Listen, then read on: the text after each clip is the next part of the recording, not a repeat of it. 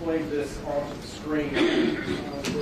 In your autopsy report on page 4 of 5, you describe the heart vasculature containing no blood.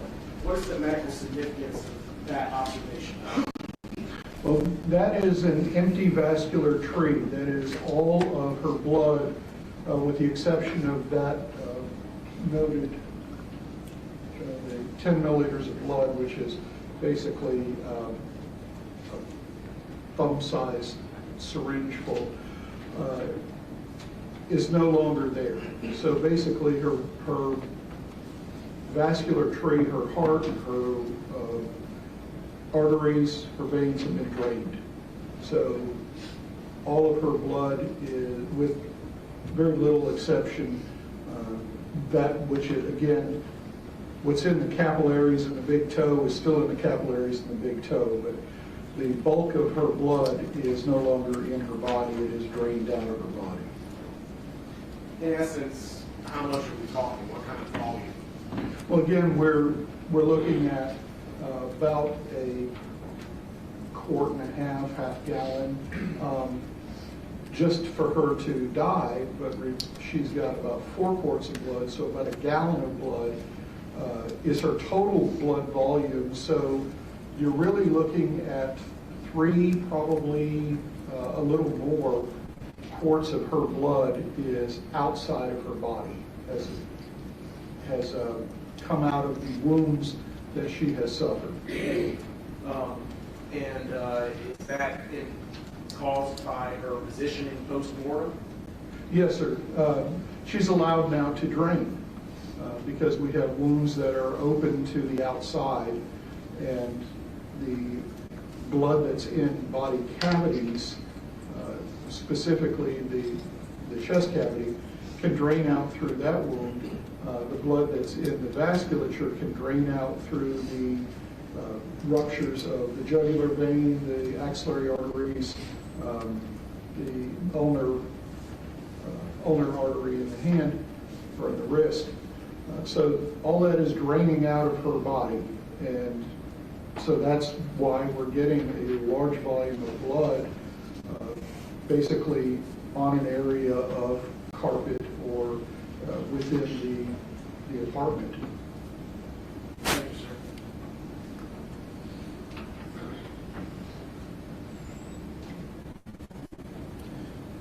Part of your autopsy examination, you examine the contents of the digestive tract. Yes. Did you do that in this case? Yes.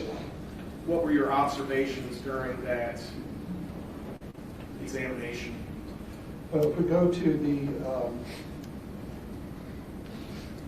normal internal exam portion of the autopsy report, that is not the injury exam, we've got only about 15 milliliters, which is a few tablespoons of tan fluid that doesn't have any food in there, recognizable food, no pills, no medications, and no odor of alcohol. Are you familiar with the odor of alcohol? Yes, sir. Do you come across that odor from time to time during your autopsies that you perform? Yes, sir, I do. How long does alcohol persist in the stomach?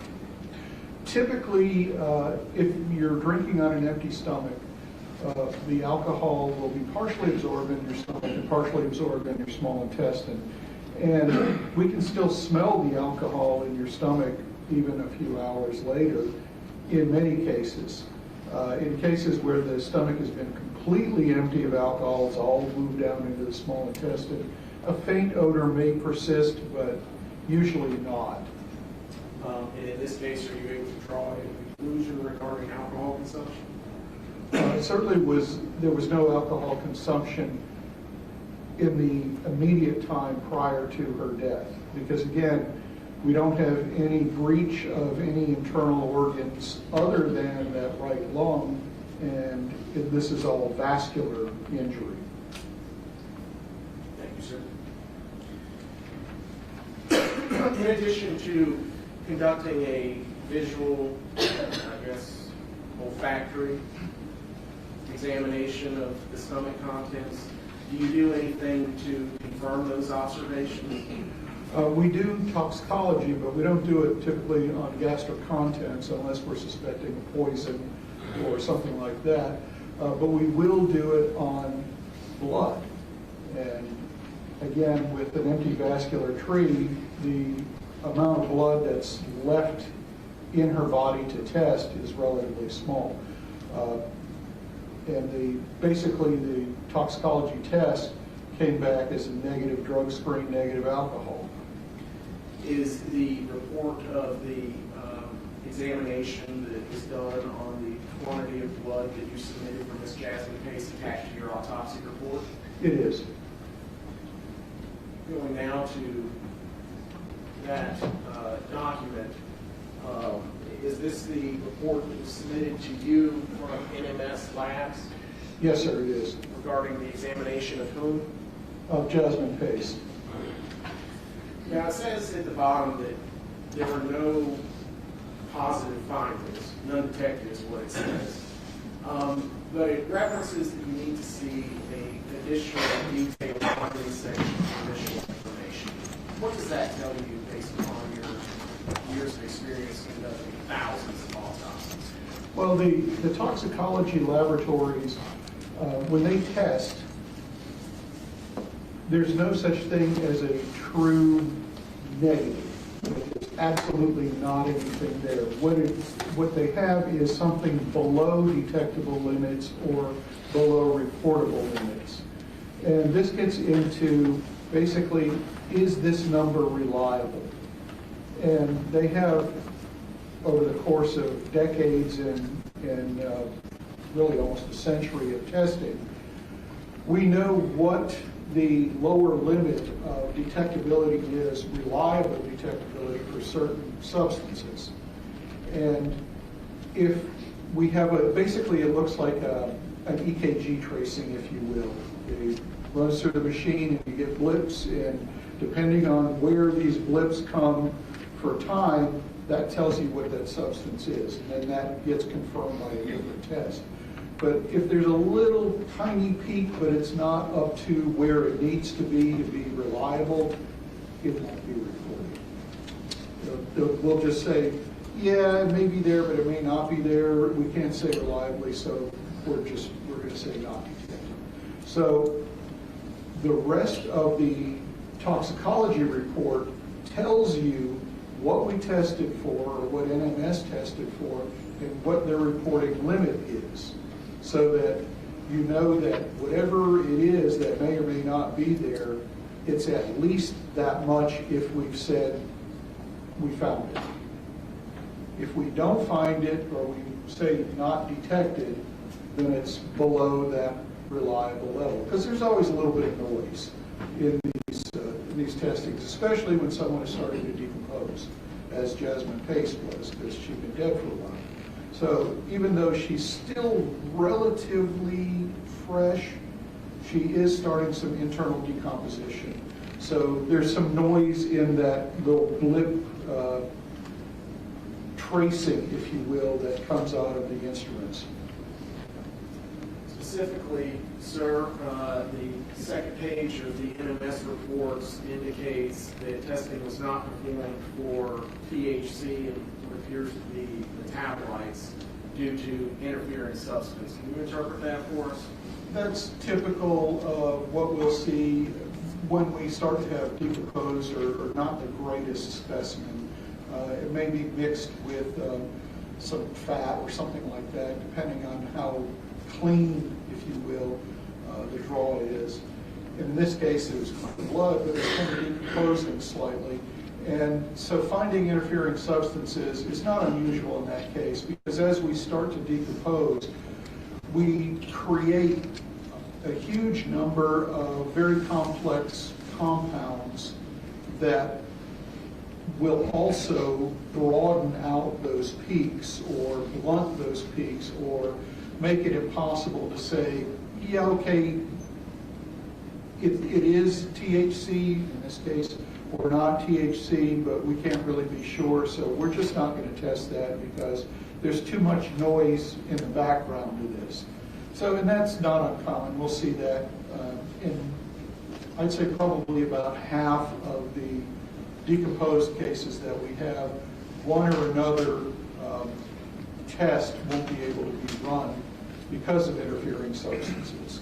And this is an insurance policy, basically, to say, if we say it's positive, then it really, really is positive, and you can count on it. So that's really all that means. The test wasn't run. She may or may not have had THC or marijuana metabolites in her system at the time of death. Moving down towards the bottom, can you please describe to the jury what this portion shows? Well, this is, as I was referring to a little bit earlier, this is the list of what NMS tests for and what their reporting limits are. So, for example, if we say amphetamine, if it's below 20 nanograms per milliliter, and that's that NG/ml, if it's at a concentration lower than that, it will be reported as negative. Same thing holds for all the rest of these tests. And this shows the test protocol, enzyme-linked immunosorbent assay, or what we call ELISA. And the alcohols are tested by a different protocol using headspace gas chromatography. Ultimately, it all sort of comes out with the long trace with the little blips on it. We use time to tell what's coming off, and then the height of the peak tells us the concentration that it is. It's actually fairly simple, but at the same time, the instrumentation is quite complex, and if anything shows up as a peak, then it has to be confirmed and quantitated by a different method rather than doing the same test over again, just to make sure that it really is what we're saying it is. So you notice there are different units, nanograms per milliliter, milligrams per deciliter, and occasionally micrograms per milliliter. These are all the different units that have been established as reliable lower limits of detectability. And so pretty much every certified forensic toxicology lab is going to have those same limits, because that's basically a university or a universal standard among the toxicology laboratories. So if there was any substances in Jasmine Pace's blood above the threshold limits that you see listed there on this second, I guess, panel, can I call it that, panel of testing? Well, it's the report of what specific tests were done. And those specific tests that were done, if they were greater than those quantities listed, we would have seen that on the preceding page. Correct. But none were. That is correct. Thank you, sir.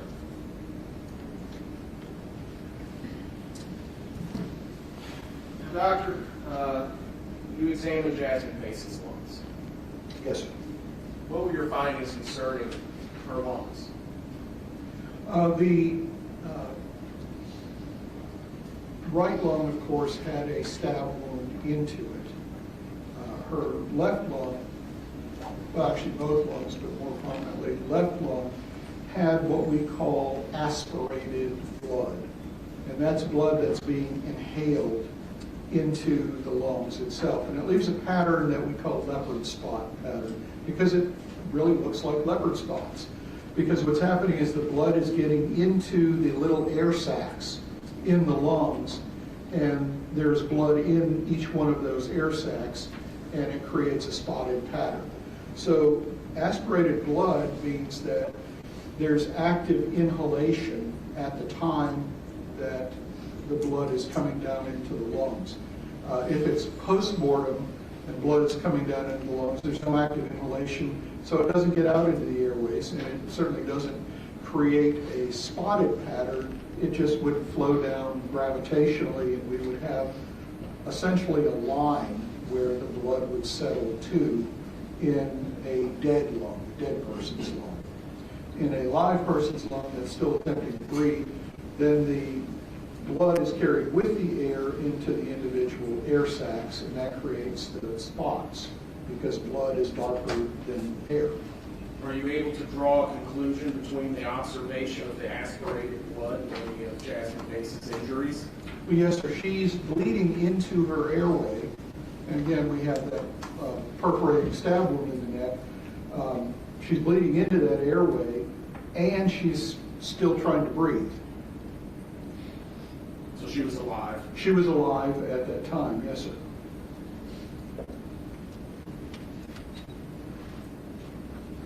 How long, based upon your observation of the number of injuries, the locations, would it take for someone to succumb to those injuries? This is not a rapid death. This is a death over the course of at least some minutes. It's hard to say exactly how long because heart rate has a lot to do with it, and obviously the more stressed you are, the faster your heart rate is, so your heart is pumping more blood and at higher pressure, and if you already have breaches in your arteries, you're going to bleed faster. The other thing is, as you start to bleed to death, then there's less pressure behind not only your arteries but also your veins, so the bleeding actually slows down. And so this is, at best, we can estimate some minutes, but it could be significantly longer. This is certainly not a half-hour event, but it's also not a half a minute. So we're in comfortably around the few minutes, I would say, most likely less than 10 minutes and probably less than 5 minutes. Assuming that all these stab wounds are inflicted in a short space of time. Do you believe, based upon your observation of the color of the injuries, do you believe that to be the case, that they were inflicted all in a short period of time? Certainly, they're clustered, as you saw, in a relatively small area, and there is not only the multiplicity of them, but they show differences in coloration. So we sort of have a pathway or an example of antemortem to perimortem to getting close to postmortem, just based on the coloration of these injuries. So some of them we know occurred antemortem, particularly the ones in through the throat, where she's aspirating blood into her lungs. We know she's alive then. And so we can kind of use that as a benchmark for an antemortem wound.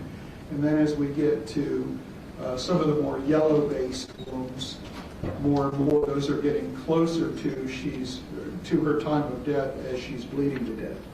So some of them were early, some of them were potentially several minutes Yes, sir. into the stabbing and incisive wound infliction. Yes, sir. Were you able to determine the cause of death in this case with reasonable degree of medical certainty? Yes, sir. It's multiple stab and incised wounds. As reflected on the first page of your autopsy report. That's correct. Okay. Sir? Nothing further. Cross.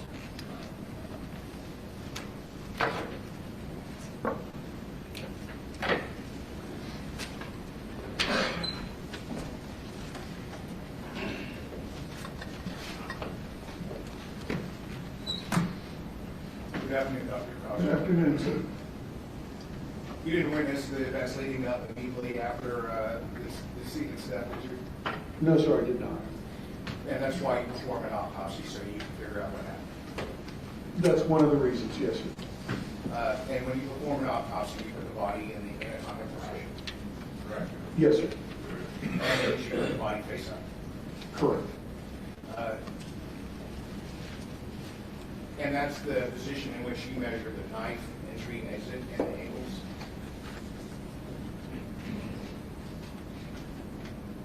On which particular wound, or are you just talking about in general? In general. Depending on where the wounds are, it could be with in what we call supine, that is face up, or prone, face down, or on their side. In this case, obviously, with the majority of the wounds on her right-hand side, the measurement of depths is most easily done with the wounds up. Now, in the case of the stab wound that penetrated into the lung and the blade broke off, that was with her body actually supine, that is on her back, with the chest plate removed so that I could get the internal organs examined. And in this case, when you were performing this autopsy and looking at these knife wounds, would you say it's impossible to tell the position of the defendant and the decedent relative to each other when she died? I can tell the directionality of the wounds, but as to the relative position of the two individuals, there's only a limited amount, because if you're going to stab somebody, let's say on the right side of the body, and you're both standing there facing each other, and you're left-handed, then you can stab on the right side of their body. On the other hand, if you're coming up on them from behind, both standing up, now you need to be right-handed and stab this one. Or if you reverse your grip where the knife blade is coming out here, you can still do it left-handed. So the idea of I can look at a wound and tell which hand the person used and how they were standing, there's only limited cases in which you can actually do much with that, because you have to know the relative positions of the two people, as well as how are you holding the knife. And because there's a lot of different ways two people can be oriented, as well as multiple different ways to hold a knife, all of those have to be taken into consideration. At the end of your testimony there, you talked about how long Jasmine Pace might have been alive. It sounded like more than 30 seconds and probably less than 5 minutes. Is that fair to say? That's fair, yes, sir. But that's the time of death. That if the time of unconsciousness could be different. Well, in fact, she may have been unconscious before she was stabbed. There's no way to tell that from an autopsy. But if we're talking about just bleeding, roughly half of that time period she would be potentially conscious. So would you agree that some of the stab wounds that you observed would cause instantaneous unconsciousness? I'm sorry, could you repeat the question? There's 2 or 3 wounds in particular. Do you know the order of the wounds as they occurred? No, sir, I don't. And that's not part of forensic pathology. There's no way to determine which one's first and which one's next. Occasionally we can do that. I won't say that's not part of forensic pathology, but it's simply not something that can be done in most cases. In some cases, yes. The stab to the neck, that could cause unconsciousness. It doesn't actually damage anything that is required for consciousness. So there's nothing that says it has to cause unconsciousness, like, for example, a crushing skull fracture would cause unconsciousness. What about, I'm sorry, what about the stab underneath the arm that goes into the lung? The same thing applies, because, again, sharp force injuries cause death by bleeding to death. That's their mechanism. And until you have actually bled enough of your blood volume out so that your brain no longer gets enough oxygen, you can remain conscious. Well, the exception, excuse me, sir, the exception is if the knife directly damages, or whatever the sharp force is, if it directly damages the central nervous system. So the brain or spinal cord. In this particular case, there was no damage to the brain or spinal cord. So it's simply bleeding to death. And however long that bleeding to death takes, you will remain conscious until your brain runs out of oxygen, and then you will lose consciousness and proceed to death. But what are the jugular vein and larynx, the wounds to the neck there, that would cause rapid blood loss, wouldn't it? Again, jugular vein is large volume but low pressure. It bleeds, but it does not bleed rapidly. Arterial bleeding is more dangerous than venous bleeding. So this is not like it shows on TV or movies where someone's throat is cut and they collapse within a matter of a few seconds. That's not how that works. So no, that would not necessarily lead to unconsciousness. There's no physiologic reason for her to lose consciousness rapidly from any one of these stab wounds.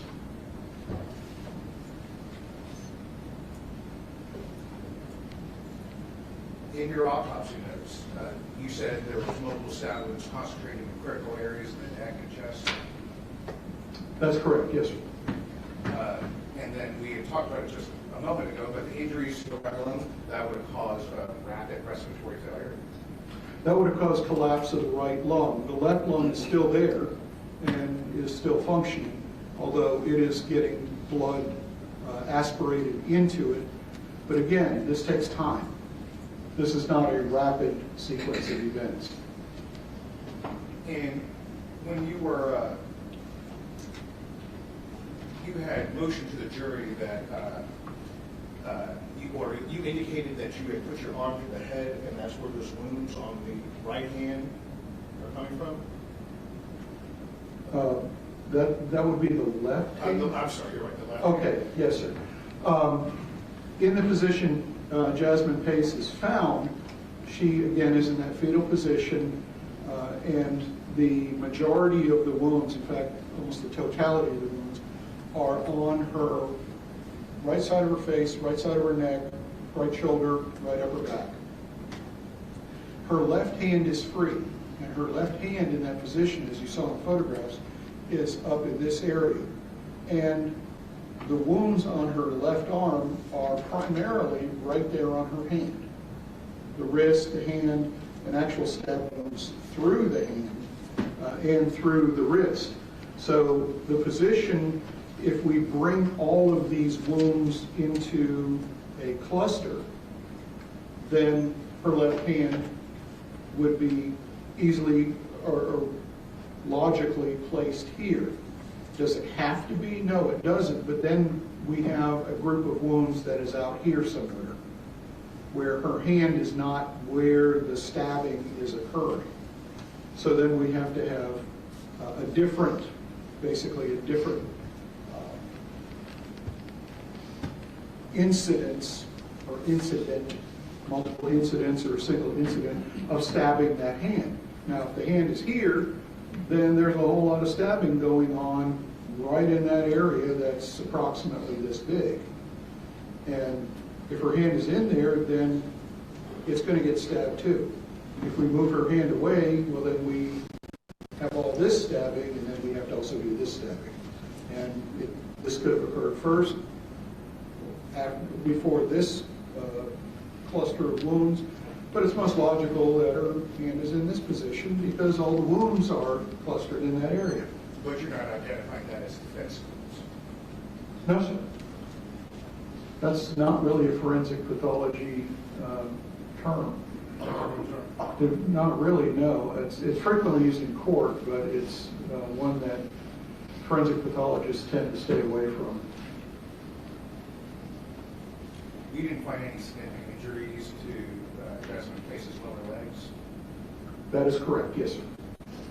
And that would suggest to you, in your opinion, that there was no effort to flee or evade? The lack of, well, we always say absence of evidence is not evidence of absence. So the lack of a finding doesn't tell me anything. Would you agree that the cluster nature of the wounds indicated a rapid series of strikes rather than a prolonged attack?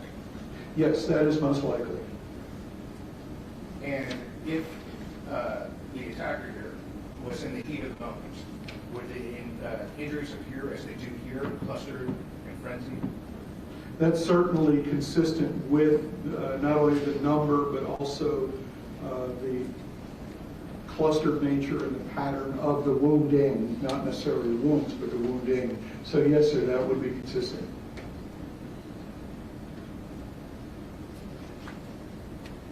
The suitcase was found by the banks of the Tennessee River. Yes, sir. That's going to be a moist area, right? It is, yes, sir.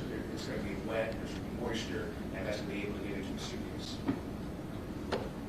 To some degree, yes, although it was somewhat supported, I believe, on brush, brambles, so it's not actually laying in water. Oh, and I don't want to give the impression that it was in the water. It was not in the water. It was on the side of the Right. flames. Water and moisture can change the appearance of wounds as the body decomposes. Is that right? To some degree, yes, sir. You noticed that the fingers, the hands, the feet had the inversion changes. Correct. I never heard the term before, but washerwoman skin. Yes, sir. That goes back to probably a century or so ago. I'm old, so I do remember stuff like that. The women who would hire out to wash people's clothes frequently had wrinkled up hands like that because that's all they did. Their hands were immersed in water and soapy water constantly, and so they would almost constantly have skin that looked like that. And it's when your skin gets all pretty, right? Yeah. That's what we call it in my house, pretty. Yes, it's pruny skin. Why does the skin do that? What we're doing actually when that happens is we're losing the oils in the skin. And that's why you put the lotion or moisturizer, etc., to keep the tone of the skin. When you're immersed in water, then you lose some of those oils and the skin becomes waterlogged, really. And so we lose some of the oil and the skin itself gets a bit swollen. Waterlogged is really, I think, the best way to think of it. And it gets softened, and as we know, it can sort of, if you get really intense immersion changes, you can actually start peeling a little bit of your skin, the outer layer, and that will occasionally occur. Now, I want to talk about how the inversion, pruning, or whatever we're going to call it. Pruning is good, sir. Might affect an incision or a stab wound. Prolonged exposure to water can cause the edges of the wounds to appear more open and exaggerated than in less than time, right? Actually, it's the reverse. Because the prolonged exposure causes the skin to lose oils, but at the same time become more edematous. It tends to spread not open, but closed. It doesn't cause curling. It causes curling if you have a wound that is on a surface that has a thick layer, palms and soles basically, you may start curling. But as you saw in these photos, on the hand wounds themselves had that very pruning contour to them. But the other wounds on her torso, head, and neck, they look pretty much like a normal stab wound would look, at least to the forensic pathologist side. There's no real distortion to the edges of the wound. Well, I didn't see any inversion on the neck or arm. I only saw the inversion on the lower extremities, right? Well, and this is, we don't get that effect except on areas where we have a thick layer of keratin, and that's our palms and our soles, because we walk on our feet and we do things with our hands, and we have a lot of thick skin here. That's the whole purpose for having that skin that thick, but that skin is multiple layers that don't have blood supply to them. That's why we can peel our skin off. Don't really want to, but you can. And you're not going to bleed from that. because there's no blood supply there until we get down to the actual base of the skin. So what that really is just multiple layers like pieces of paper that are protecting the underlying soft tissue from the damage from picking stuff up and doing everything we do with our hands and walking along. People who walk barefoot all the time, especially walk barefoot outside, have very thick soles of their feet for that very reason. And construction workers have much thicker skin on the palms of their hand than, say, an accountant or someone who just sits in an office all day. Or a lawyer. Or, well, some pathologists who just use microscopes. Going back to water moisture on the wounds, can that distort the natural shape of the wounds? Not to any significant degree. What about the size of the wounds? Again, not to any significant degree. So we talked a lot about that blood edge that you can see on some of the wounds. Would the water or moisture make those appear more irregular? Once the blood that we're seeing there is blood that has escaped the capillaries. It is now in the soft tissue. And so it's percolating between the cells. If you think of a brick wall, basically, all our cells are like the bricks, and the mortar is where the blood is trickling in there. So you can flush blood out of a vessel with water pretty easily, actually. But flushing blood out of the soft tissue in between the cells is not so easy. It tends to stay there. Now, if her body stayed in water long enough to actually start really decomposing, like for example, if she was found in the river after that period of time, then we can see leaching of the blood from the wounds themselves. She's not at that stage of decomposition yet. She's still pretty early. So if we have, for example, someone who's been pulled out of the Tennessee River or a swamp or something, and they no longer look like themselves because of decomposition, those wounds will have a different appearance, and that we won't see that blush of hemorrhage in there because the water will have leached that out. But in her case, she's damp, she's moist, but she's not immersed in water. So we don't have that effect. Would the moisture affect, or would it be hard for you to determine the original depth and dimensions of the wounds, or would the moisture not have any effect? Dimensions of the wounds, it has minimal effect.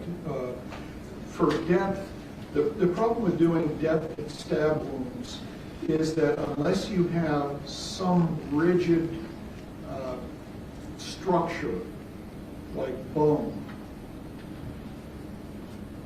people are compressible. And if the knife blade is pushed in, we don't know how far it's pushed in, because you can take a 3-inch blade and push it 4 inches deep because people are compressible. On the other hand, if you have a rib cage to stop it, then that's a more reliable depth. The other problem is if our internal organs are relatively fixed in position, but not completely, particularly things like lungs. Lungs have to move around inside the body, that's their job. Intestines and other things will move around inside the body too. So if I'm leaned forward and I'm stabbed in the front, my lungs are actually farther forward than they would be if I'm laying on my back.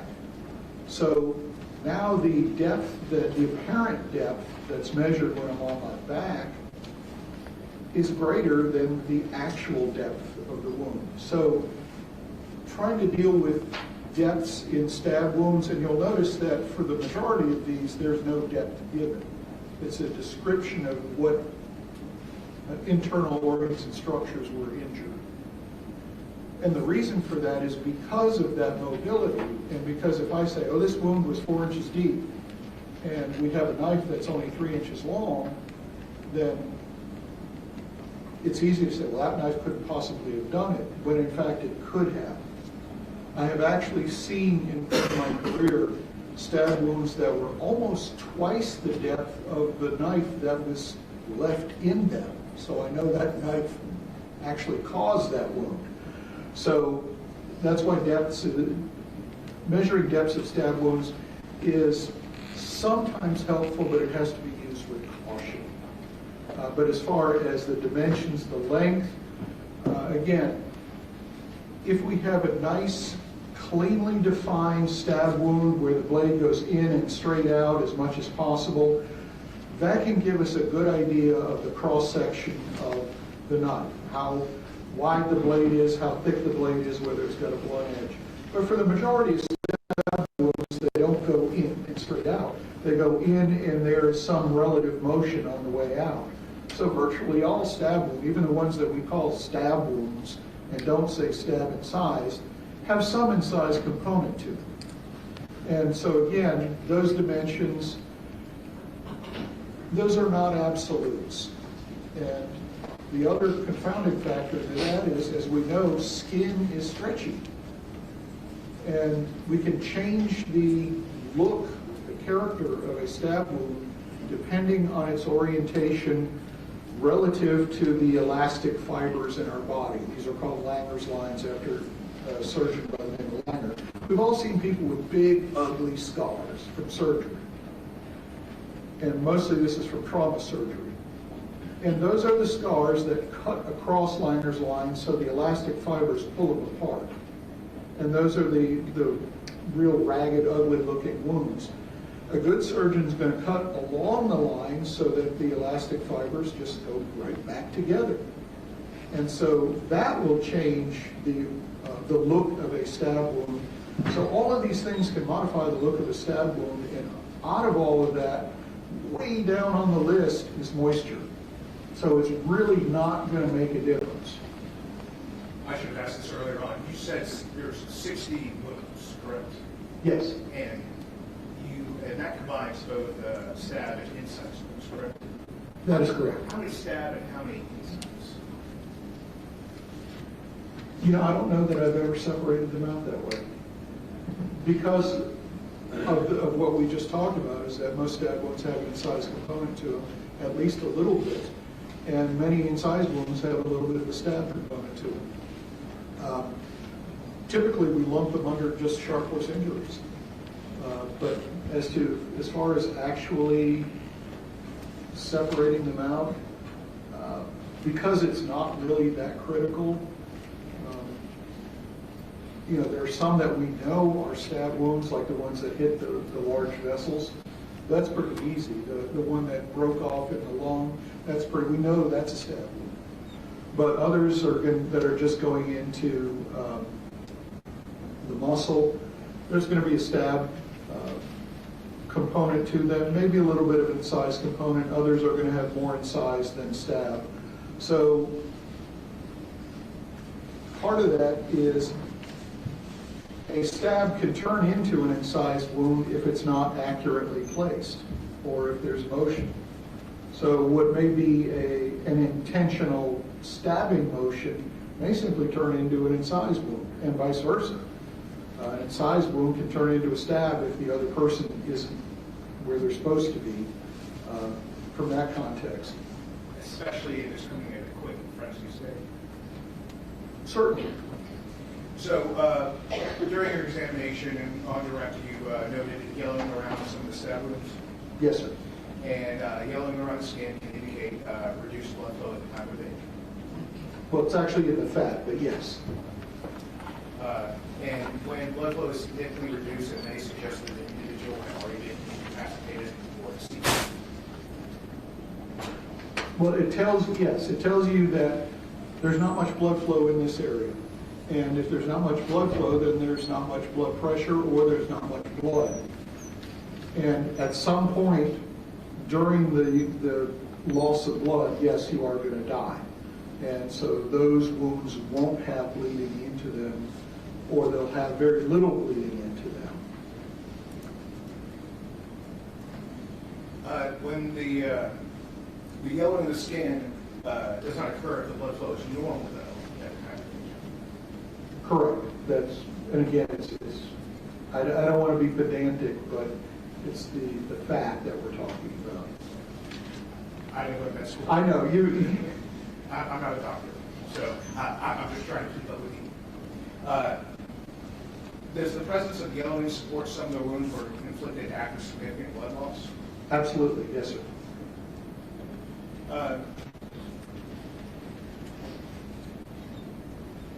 You said that the cut to the jugular is a large blood flow, but it would be slow because of blood pressure. Right. If the blood grows, if the blood flow, if the blood flow decreased rapidly, however, that would result in some stab wounds appearing less severe or with less surrounding areas. Did I say that correctly? That makes sense? Let me rephrase that. Please. If the blood flow decreased rapidly, again, if the blood flow decreased rapidly, this would result in some stab wounds appearing less severe, right? Or having less bleeding into the soft tissue surrounding them. Yes, again, as blood flow progresses, we're going to see less bleeding into the, I said blood flow, excuse me, blood volume decreases, we'll see less bleeding into the surrounding soft tissue. As to the length of time that takes, it's going to occur in the same order, but the time frame is going to be flexible depending on how quickly the bleeding is taking place. But again, jugular vein bleeding is vein bleeding, not artery bleeding. So it's going to bleed more slowly. And it's actually more amenable to pressure being applied to help stanch that bleeding. Arteries are a lot harder. And particularly if you're up in the axillary arteries, you can't put a tourniquet on that because the injury is actually above where the tourniquet would apply or could be applied. So that's going to be uncontrollable bleeding. The best you could do is press in that area and try to slow it down a little bit. But it's bleeding under pressure, so there's going to be a spurt with every heartbeat. So, again, we're going to talk about the yellow, the fat. Yes. I got it. The pattern of the yellowing of the fat around these wounds, that doesn't appear to be a methodical infliction of injuries, does it? I'm not sure what you mean by methodical. It's not someone's intentionally trying to stab in a pattern.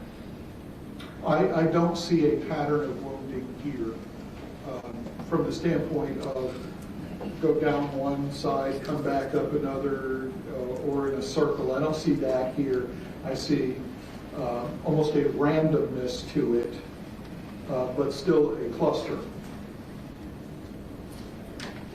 So we talked about perimortem, antemortem, and when wounds can be inflicted.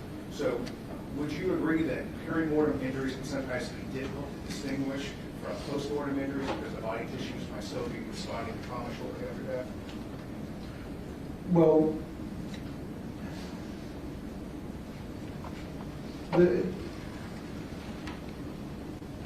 I'm trying to figure out what it is that you were actually asking. The difference between perimortem and antemortem. Well, again, antemortem is we know this person is alive. Postmortem is we know this person is already dead. Perimortem is in between those two. And it's all on a continuum. There's no rigid separations between them. So saying this one wound is definitely antemortem, that's possible to do. This one wound is definitely postmortem, that's possible to do. This wound looks more antemortem than postmortem. Now we're in the perimortem category. And again, there's not rigid distinctions between them. So I'm kind of unclear what it is that you're... Let me kind of lay a foundation there. Okay. You didn't notice in your report any post-mortem wounds. That's correct. Any.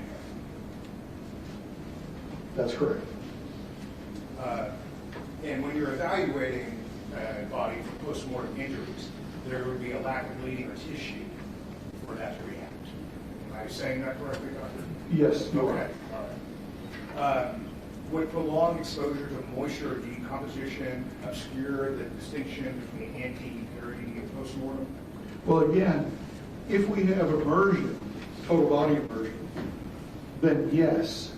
And if it's there for a long enough period of time, both of those, if taken to an extreme, significantly farther along than Jasmine Pace's body was, then those factors of the decomposition and the moisture, the wetness, could affect it.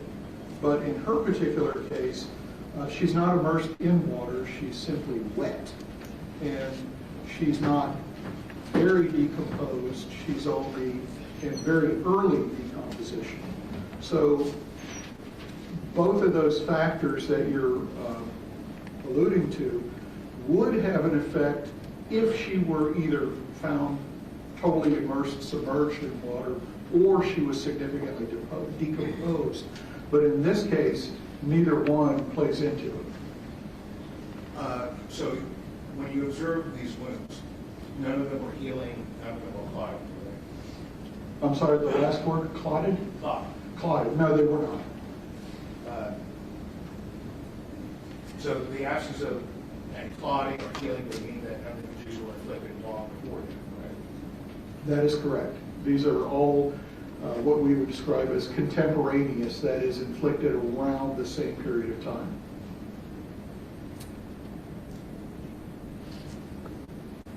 With the body in the light state of decomposition that it was, did you have any trouble or was it challenging to determine the timing of the injuries? Timing as in their timing relative to each other, or? No, the time they were inflicted, not the time they were You mean time since death, or Time since this. or time since from wounding to when body was examined? I'm not clear on. Let me try that again. So the timing of the injuries from when they were inflicted until when you viewed them, okay? How might the light state of decomposition or moisture, did that make this autopsy challenging? Oh, in this particular, I understand what you're saying at this point. In this particular case, there's minimal interference by the stage of decomposition or the wetness of the body, because given the cold temperatures that surrounded this time in the year, her body's remarkably well preserved. And so the decomposition is, again, very early. And at a very early stage of decomposition, there's very little alteration in wounds or internal organs or structures. It's almost like what we would consider a fresh autopsy. There's a little bit, very, very little bit of difference in what we see, but something that we're used to as forensic pathologists. This is not anything that's really challenging at all, to use the phrase. So from the standpoint of the wounding, time since the wound was inflicted to the time when the autopsy was done, that goes along with the stage of decomposition. And in this case, the decomposition, again, is very, very early. So that has more to do with what the wounds look like, the decomposition does, than any of the moisture or any of the rest of the factors. Because again, you saw the photos, and although you're obviously not used to seeing dead folks, she looks fresh, or very close to fresh. There's a little bit of decompositional change here and there, but for the most part, it's not an issue. Actually, for the all part, it's not an issue. I'd like to talk to you about the handcuffs and shackles that you found during your autopsy, right? Yes, sir. You didn't observe any significant injuries to the decedent's wrist, right? That is correct, yes, sir. And if you had, that would be consistent with struggling. That's correct, yes, sir.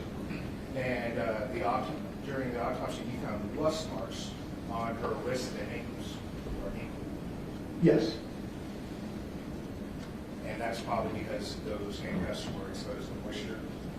Moisture, blood, and again, they're cheap handcuffs. These are not the typical law enforcement stainless steel, heavily chrome-plated handcuffs. These are cheap novelty, mild steel, very easily rustable items. And I think you said on direct, you get these from places like Spencer's. I use that as an example of a novelty store. I have never been to handcuff shopping at Spencer's, so they may not carry them. I don't want to disparage them, but something similar. These are handcuffs that you can buy at I think you described it, at any novelty type store. Or I'm sure Amazon would be glad to sell them. What are ligature marks? Ligature marks are impressions in the skin where we're actually compressing the skin and squeezing the underlying fat to leave a permanent or relatively permanent mark, depending on how deep it is. We typically will see these in hangings. And what you see is the skin becomes sort of waxy and is a sort of a yellowish, waxy look to it, because what we're seeing now is the compression of the skin, and we're seeing through it to the underlying fat. And as you saw, the underlying fat is yellow. So we see this yellow, waxy shape to it, where the skin is actually indented. And again, we typically will see these in hangings because you have a fair amount of weight pressing on them. Anything that is less than that can be called a ligature mark, but unless it's fairly permanent, it's probably best to just describe it as what it is, an indentation or something similar, an abrasion if it is an abrasion, or a mark, patterned abrasion or impression. Impression is sort of the mild form of a ligature mark. You didn't note any ligature marks or those types of abrasions in your report, did you? I did not. Do you know if those handcuffs and shackles, if they're a set, or you know if they're from the same manufacturer or same brand? I have no idea. The only marking on them is made in China, so there's no brand name on there. One of the pair of handcuffs had the key attached to it. It did. In fact, two keys.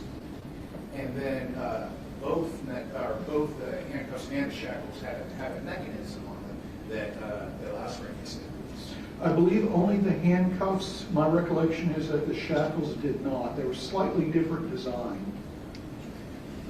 But the jury can always go back and look at those exhibits. Yes, I may be incorrect, but I believe that's the case.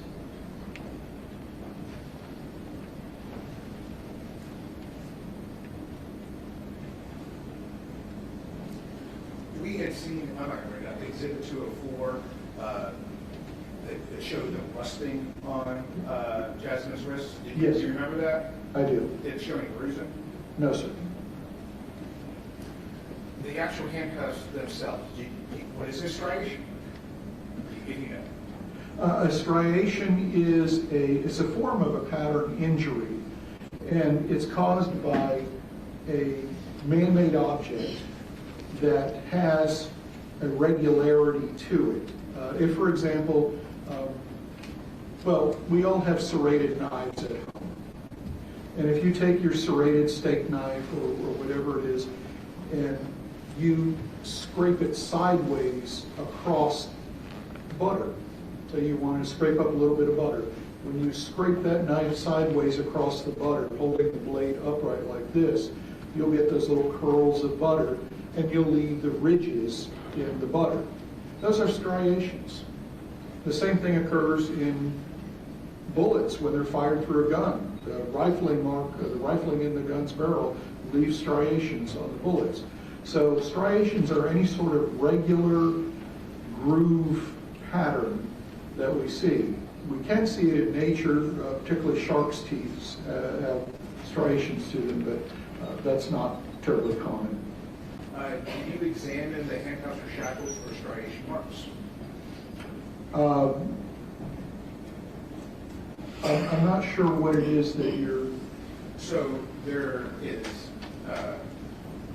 if a knife hit the handcuffs, that would make a mark, wouldn't it? Or it could. It certainly could. That wouldn't necessarily be a striation. That would simply be a stripe mark on it, unless we have a serrated blade. So to answer that question, no, sir, I did not. I did not see any marks that would appear to be made by a knife striking the handcuff.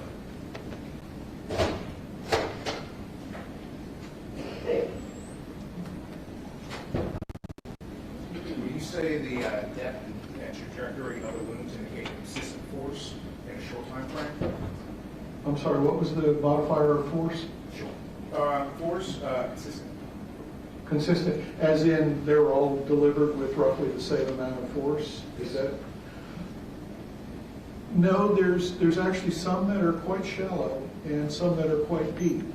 So the force is fairly widely variable. If we assume that we're dealing with the same knife, then it's going to have the same sharpness on the point and the same edge. So depending on whether we're striking bone or not, if we use the same amount of force, we would expect it to go through muscle and soft tissue to the same depth. And since we have some that are pretty superficial or shallow and others that are quite deep, I would say there's a variable amount of force being exerted. When you said, when we were looking at the carpet, you said that the body had to be rolled over, or could have been rolled over. Yes, sir, I believe it probably was. Did you go to Jason Chen's apartment? No, sir, I did not. Do you know what room Jasmine Pace was killed in? I do not. Is it possible that she could have died right there and then rolled over on her back from the fetal position to the supine position? If that's the case, then if she was dead, then how would she roll? I'm not clear. If someone moved. Oh, she could be rolled. Right. Yes, okay, I was going to say dead people don't move themselves typically, but I understand if you're assuming that she's not in a fetal position and then was rolled and placed in a fetal position. So it is your belief that she had to be moved immediately after the stabbing for that blood to go onto the carpet? Or at some point after the stabbing, because again, there's only a few places that have easy access to the outside world, if you will. And those are primarily the stab wound through the neck and the stab wound that goes, where the blade breaks off in the lung. The others are damaging vasculature deep inside with the exception of that ulnar artery. Now that of course is going to bleed because, as you saw, it's got a very easy access to the outside world. So she's basically going to have blood inside of her that can now pour out. So at some point, and she may have been still alive when she was rolled onto that side, but had not yet bled to death. I can't tell you when in the sequence she was placed in that position. And you can't tell whether she was conscious at that time? No, sir, I cannot. You didn't find any abrasions or bruises that indicate a lot of dragging or grappling? No, sir. Because if she was moved from one room to another, you might find abrasions or scratches that would show her being dragged, right? Yes, they might be there, but again, we're back to the absence of evidence. It's not evidence of absence, so lack of a finding doesn't tell us anything.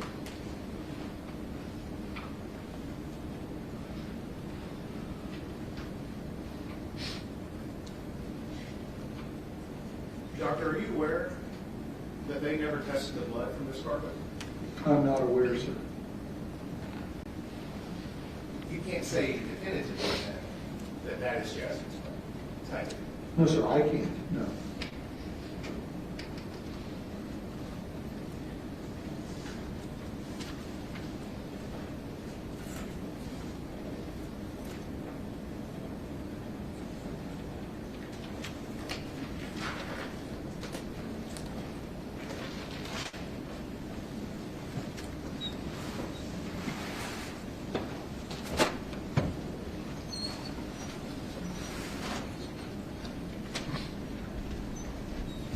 Doctor, yours appropriate. Stand up if you want to. You said her head was about right here? I believe it was in this area. And then the body is right here? Yes, her back along here, her buttocks down here, the legs coming up here, foot down here, and arm here, in that general shape. All the stab wounds were on the right side. Correct. And all the blood would have come out the neck, under the arm, on the right side. Correct. Why is there so much blood down by the lower extremities? Why is there blood everywhere at her feet? Well, again, we're losing, or she's losing, a couple of quarts of blood, and they're being absorbed into the carpet. Why are they going all the way down there and not staying up towards the top of the torso? It's a flat surface. It wouldn't roll down. The blood wouldn't roll down a flat surface. No, it's not going to roll down, but you're on an absorbent surface.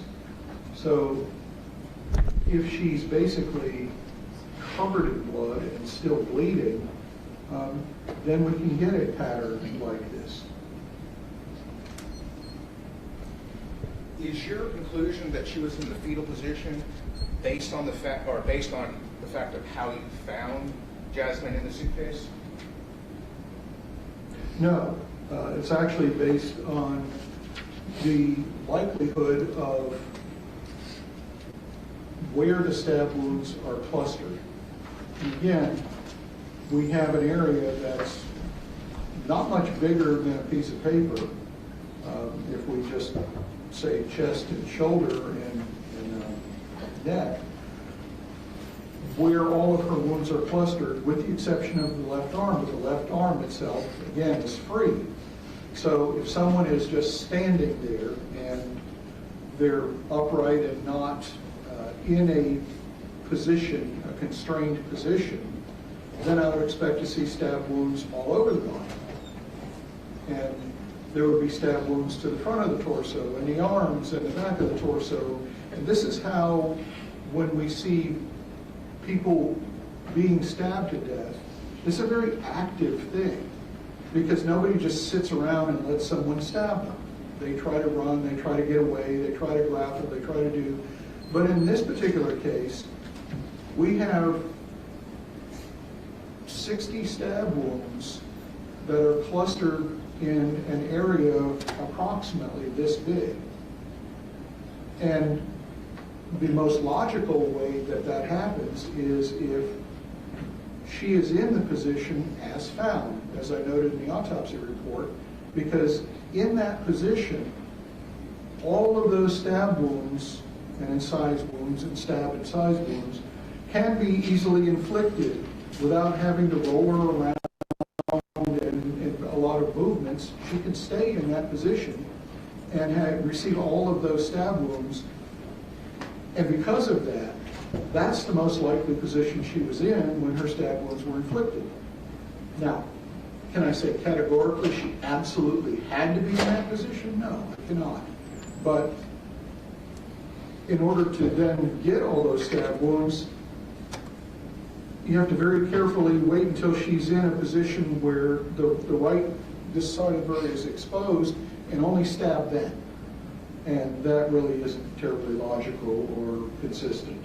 So it's a coincidence that the position that you found her in the suitcase is the same as that she died. I don't know that that would be considered a coincidence. It's simply a lot easier.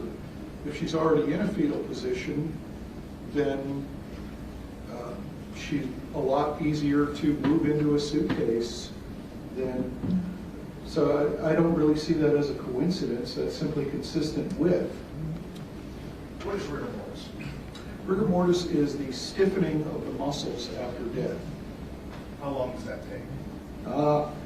It depends is the correct answer.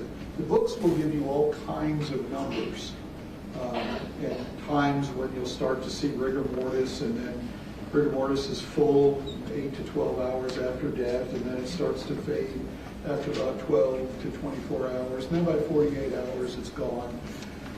That is extremely variable.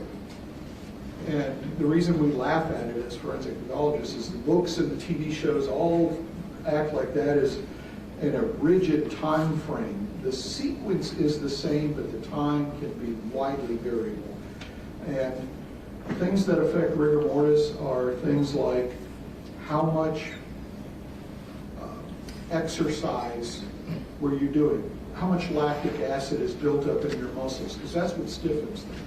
What is your muscle mass? Little children don't develop rigor mortis very well at all. Their rigor mortis, even full, is very weak because they have little muscle mass. Same thing with the little old ladies. People who are very bulky and robust and muscular, they may develop rigor mortis a lot faster. And it takes longer before it fades away, or what we call lysed or broken. So the amount just inside the body of change that can be produced on the timing of rigor mortis is pretty wide. Then we introduce environmental changes to it. And if you have a lot of air blowing across you, rigor mortis will set in quicker because your body cools faster. If you have a lot of clothes on, decomposition, including rigor mortis, will set in a lot quicker. There's a lot of the variabilities. Are you on carpet? Are you on a hard floor? Are you on bed? Are you covered up? Is it cold? Is it warm? Is it humid? Is it dry? These are all the variables that will affect the timing of rigor mortis. The stages all pass through the same set of stages, but the timing of them can be widely variable. So what it seems like in books and manuals and on the television is pretty misleading, actually. But it is basically the stiffening of muscles after death. You don't know the length of time between her Jasmine's death and when she was placed in the suitcase. That's correct, I do not. It is possible during that time Jasmine had entered her, right? Yes. And that would have made it difficult to place her in a trash bag. Or easier, depending. If someone is already in a very compact position, it's significantly easier to slide a compact, relatively almost football-shaped object into a trash bag than someone whose arms and legs are askew that you've got to try to pack in there and break the rigor mortis, that is to actually not break bones, but loosen the muscles enough so that you can bend them. So if she's already in that position, she's in a nice compact position, and it would probably be easier to put her in a trash bag. What about into the suitcase? Well, again, if she's in that nice compact position, and the suitcase is large enough to fit her in, then it's actually a matter of simply lifting her, placing her in the suitcase in much the same way that at autopsy, I lifted her off of the trash bags and placed her over on the autopsy table so we could move the trash bags. Are you able to determine whether or not the handcuffs start that?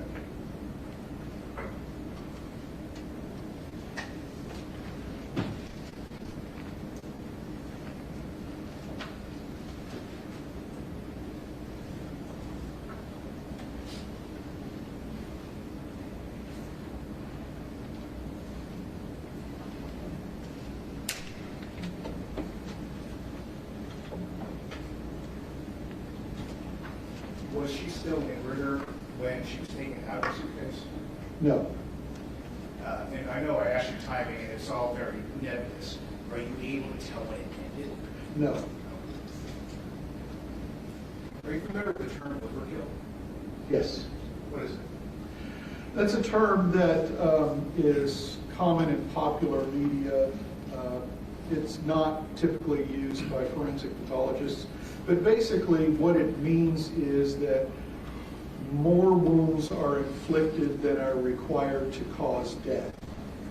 And the psychologist's version of this is that overkill reflects a passion of some sort, an emotional event where they're angry with the person that they're killing, and so they beat or stab or do a lot more damage to that person than would simply be required to cause their death. And the theory is that because knives and fists and clubs and other blunt instruments and sharp instruments are more personal, that's why overkill is not frequently done with firearms. Because with firearms, you shoot them a couple times, they're dead, and that's it. It's relatively dispassionate. But in a passionate encounter, especially with knives, it's sort of a release of the anger in the same way that beating the pillow or whatever would be done to release all of that pent-up hatred or whatever that emotion is that's causing you to try to kill somebody. You say anger, but there's a lot of different emotions and feelings and the heat of passion, right? You can tear. Objection, Your Honor. Please approach.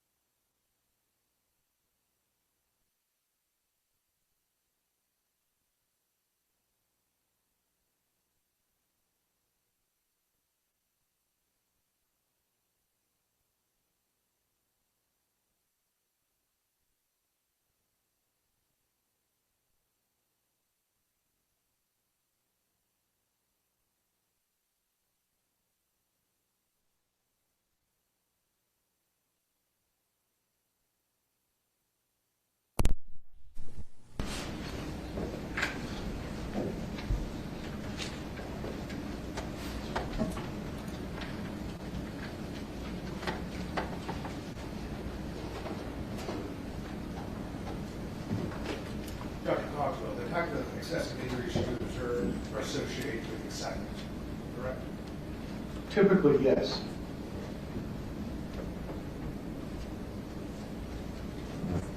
And you tend to see overkill in situations when the attacker is excited, correct?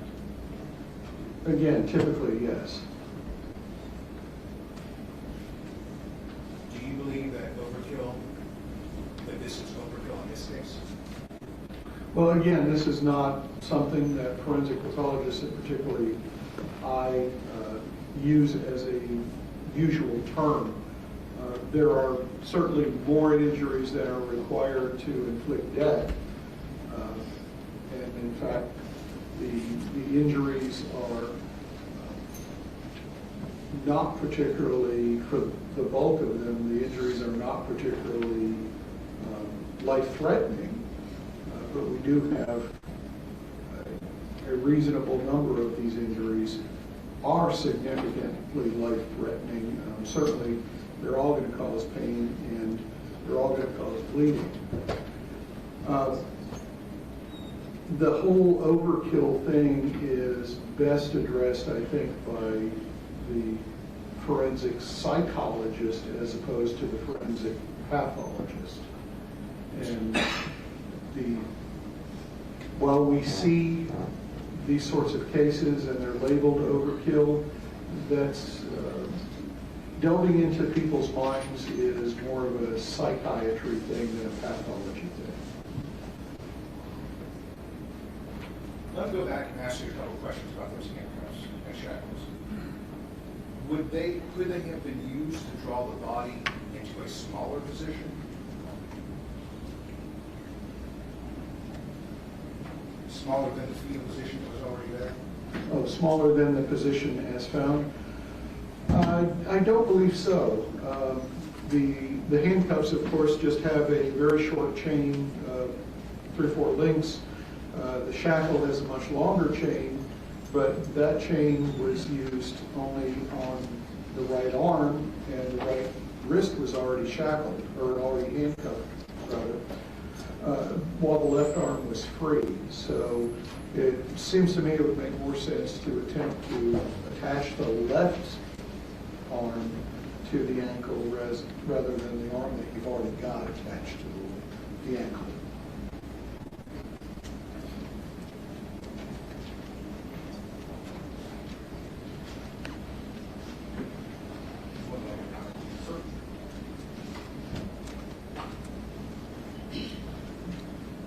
Is it possible?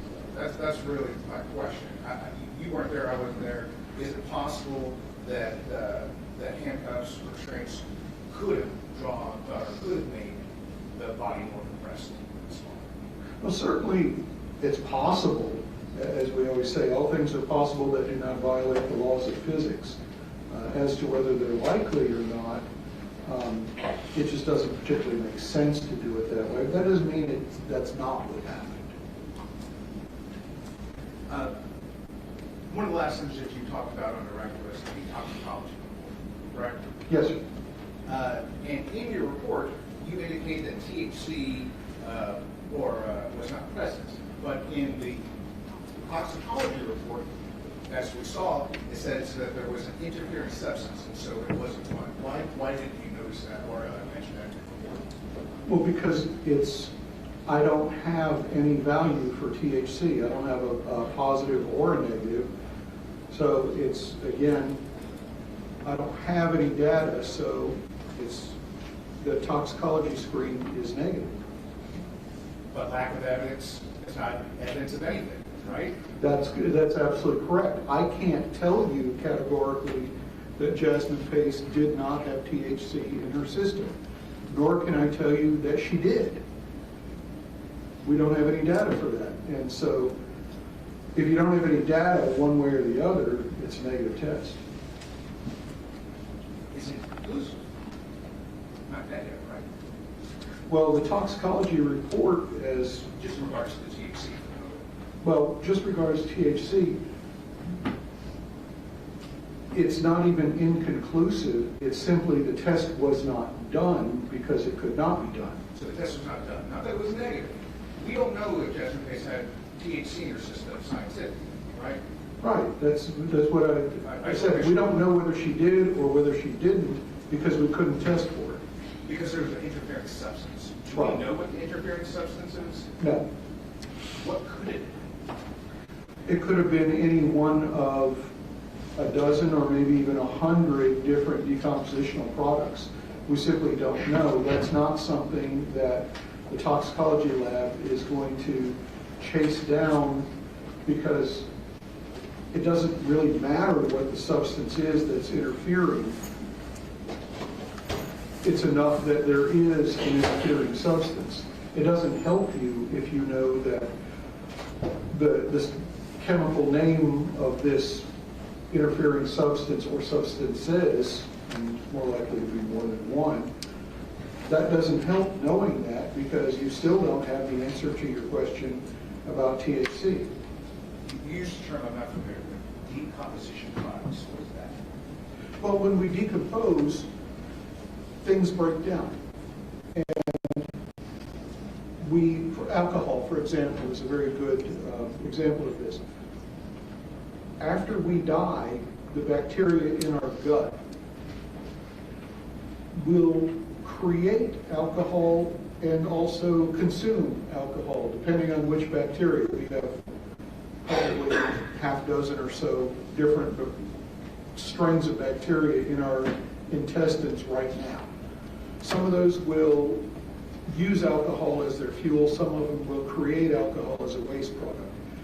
When you start to decompose, those bacteria are released from your intestines and they travel through your bloodstream or through your vasculature. You don't have a bloodstream anymore. And that's what creates that marbling look that we see in decomposition. Prior to that, just the enzymatic breakdown of cells will release a lot of products that are within the cell. Enzymatic breakdown is the first step before decomposition. And this is what is called autolysis or autolysis. Auto meaning self, lysis meaning break. So the body is literally digesting itself.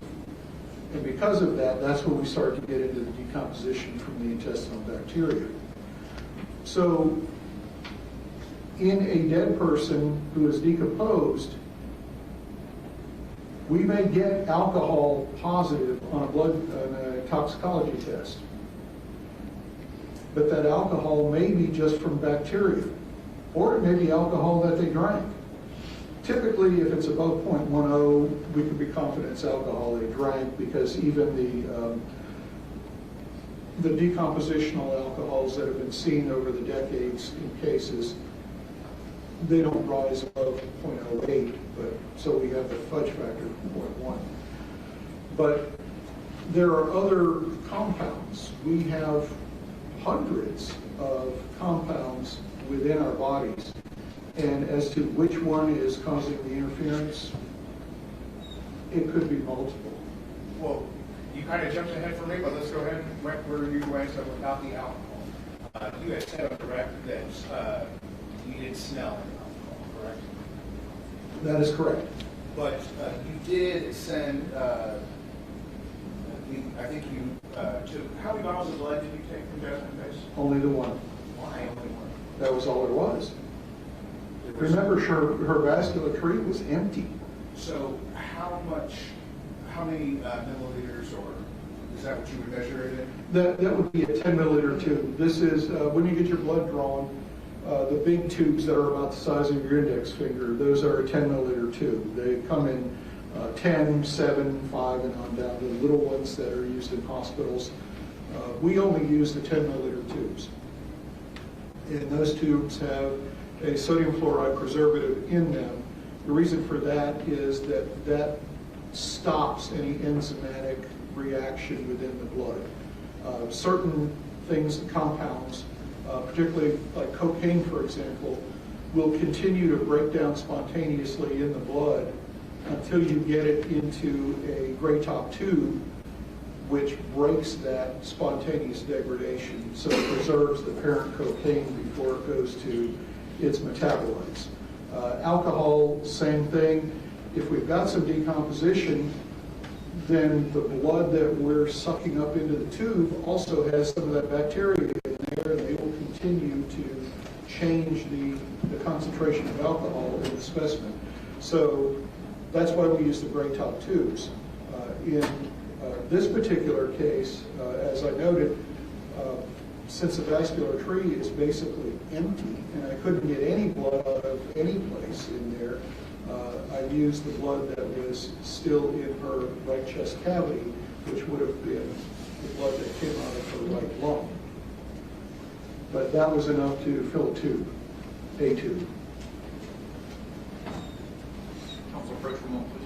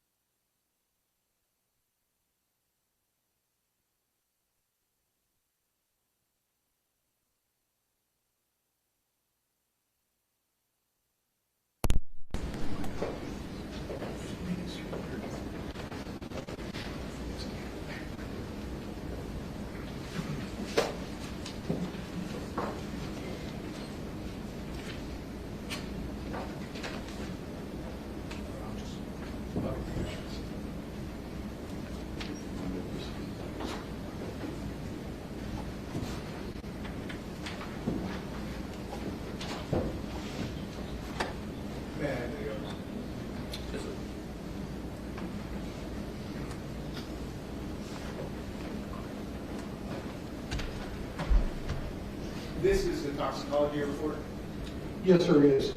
and it looks like the tube that you used, it had a mass volume of 5.75 milliliters, Correct. and that's all the blood that you took from Jasmine Pace that you could have tested. That I could, yes. And so 3 different tests were performed, weren't there? Or I guess only 2 of 3 tests were performed. Correct. And we've already talked about THC. I don't want to go any more into that. But let's talk about Alyssa. It tested for all these other drugs. And why did an interfering substance mess up the mass spec, but didn't interfere with Alyssa? Well, the answer to that is in your question, because these are 2 different testing protocols.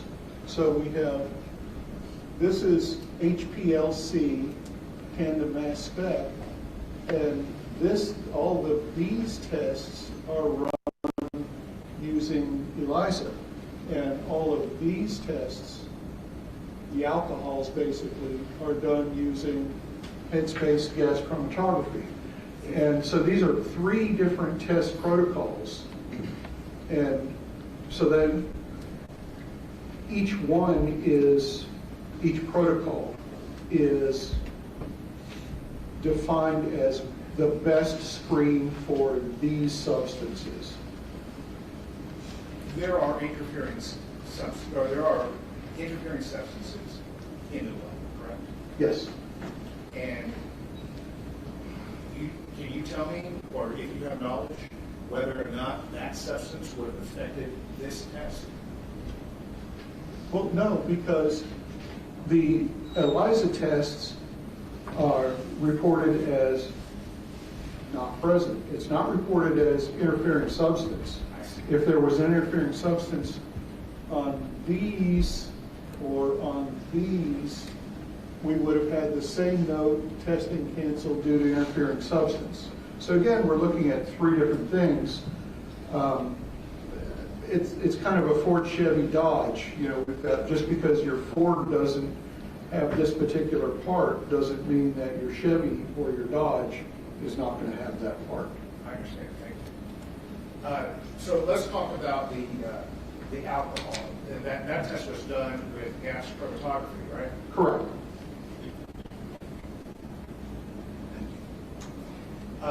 And that test for alcohol came back negative. Correct. But you said the way a body decomposes, the bacteria in the gut might create alcohol. Yes. It might also consume alcohol. Correct. Talk more about that, please. Well, again, decomposition, like anything else, is a spectrum. There's not two stages. There's not fresh and decomposed. As we die, we start to first autolyze, and then we start to decompose. In this particular case,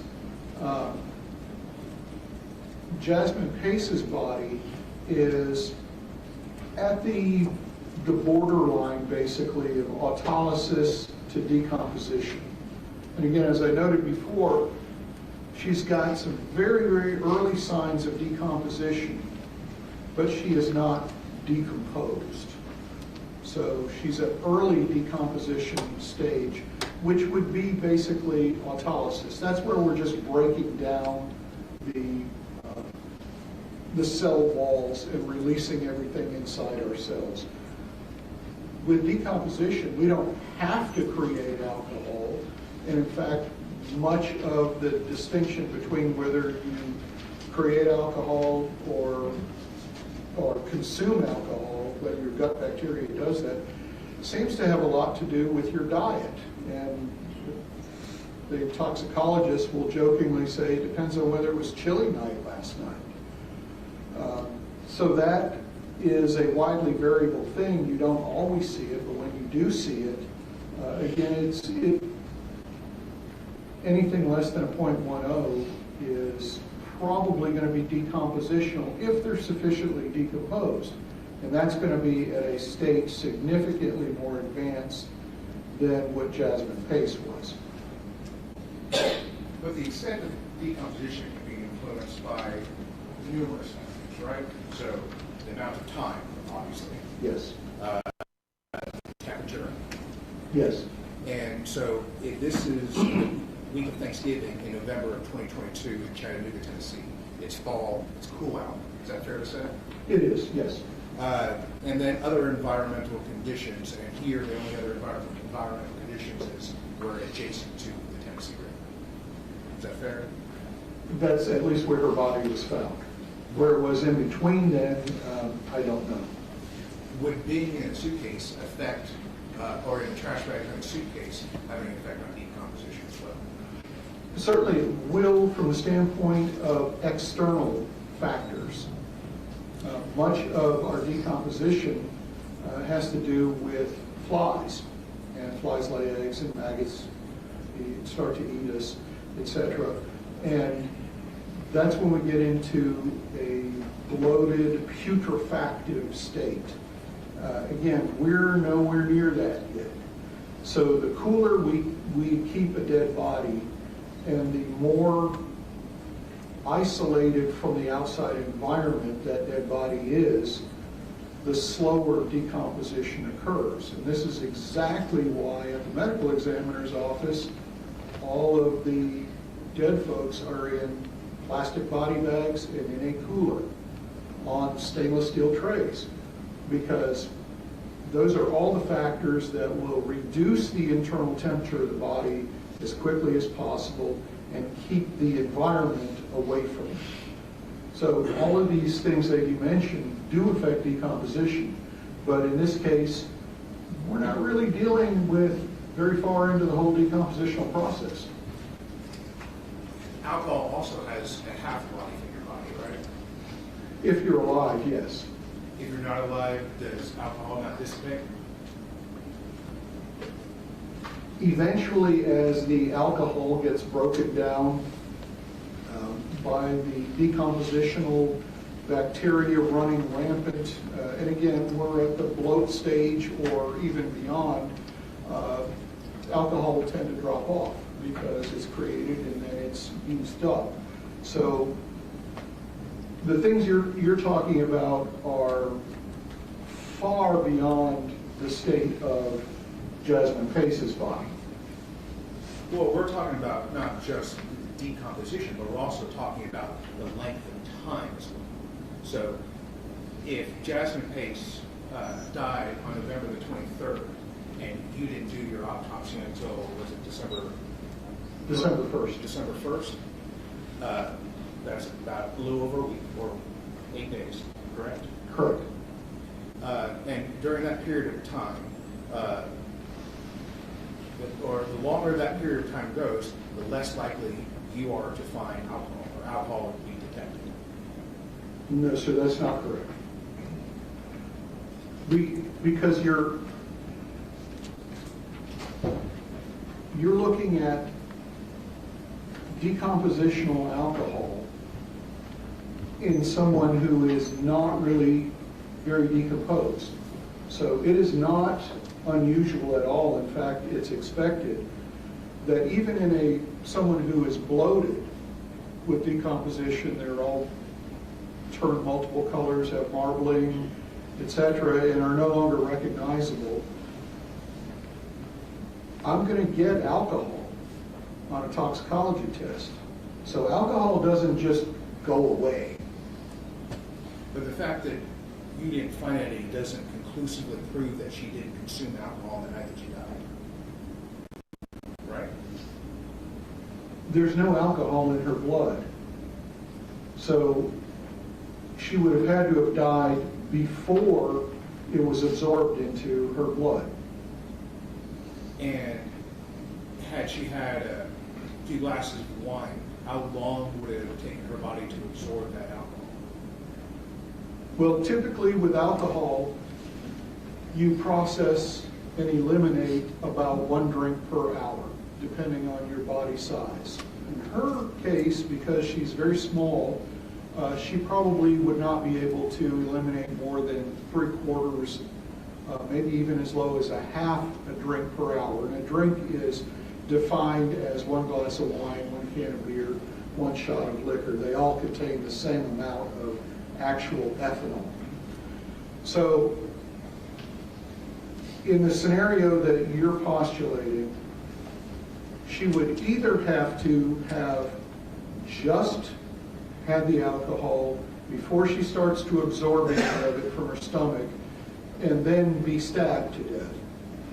Or she would have to drink the alcohol and stop drinking, and then at least an hour later, 1 glass of wine, and at least an hour later, probably closer to an hour and a half, maybe even 2 hours, be stabbed to death.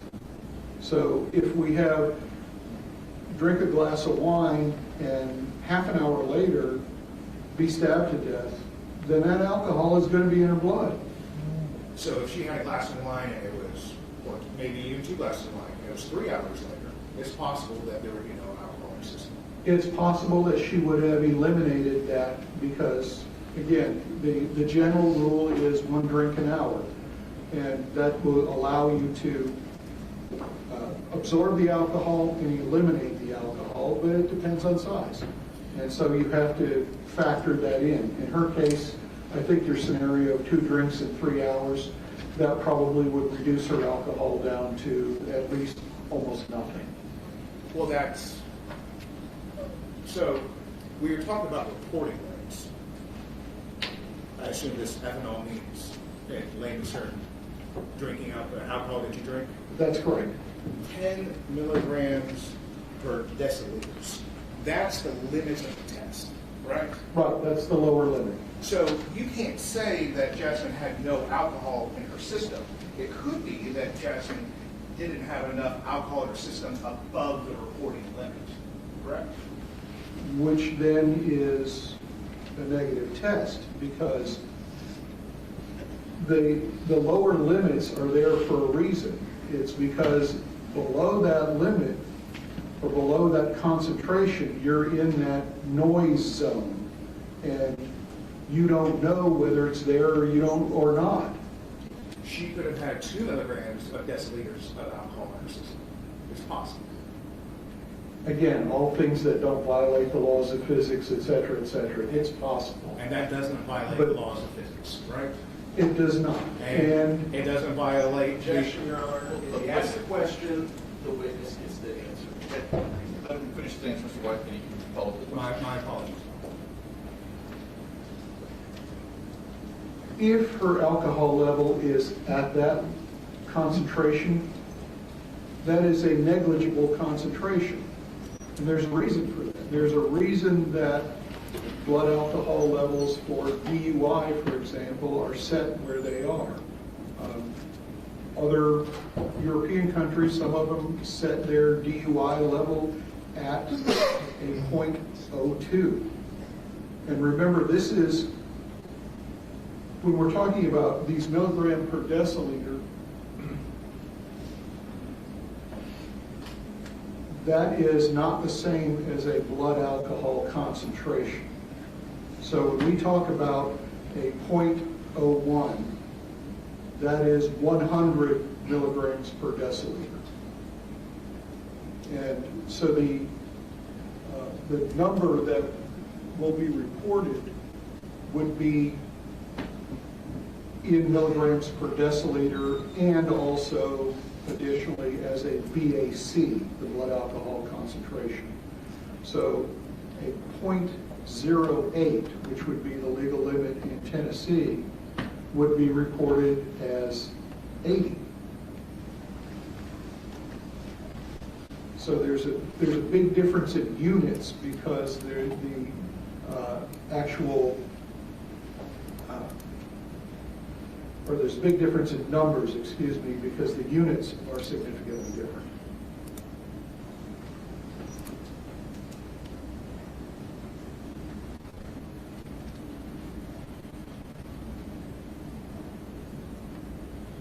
You had talked about strangulation, correct? Yes. And you had shown a picture. You said that you could not determine one way or another about manual strangulation, correct? That's correct.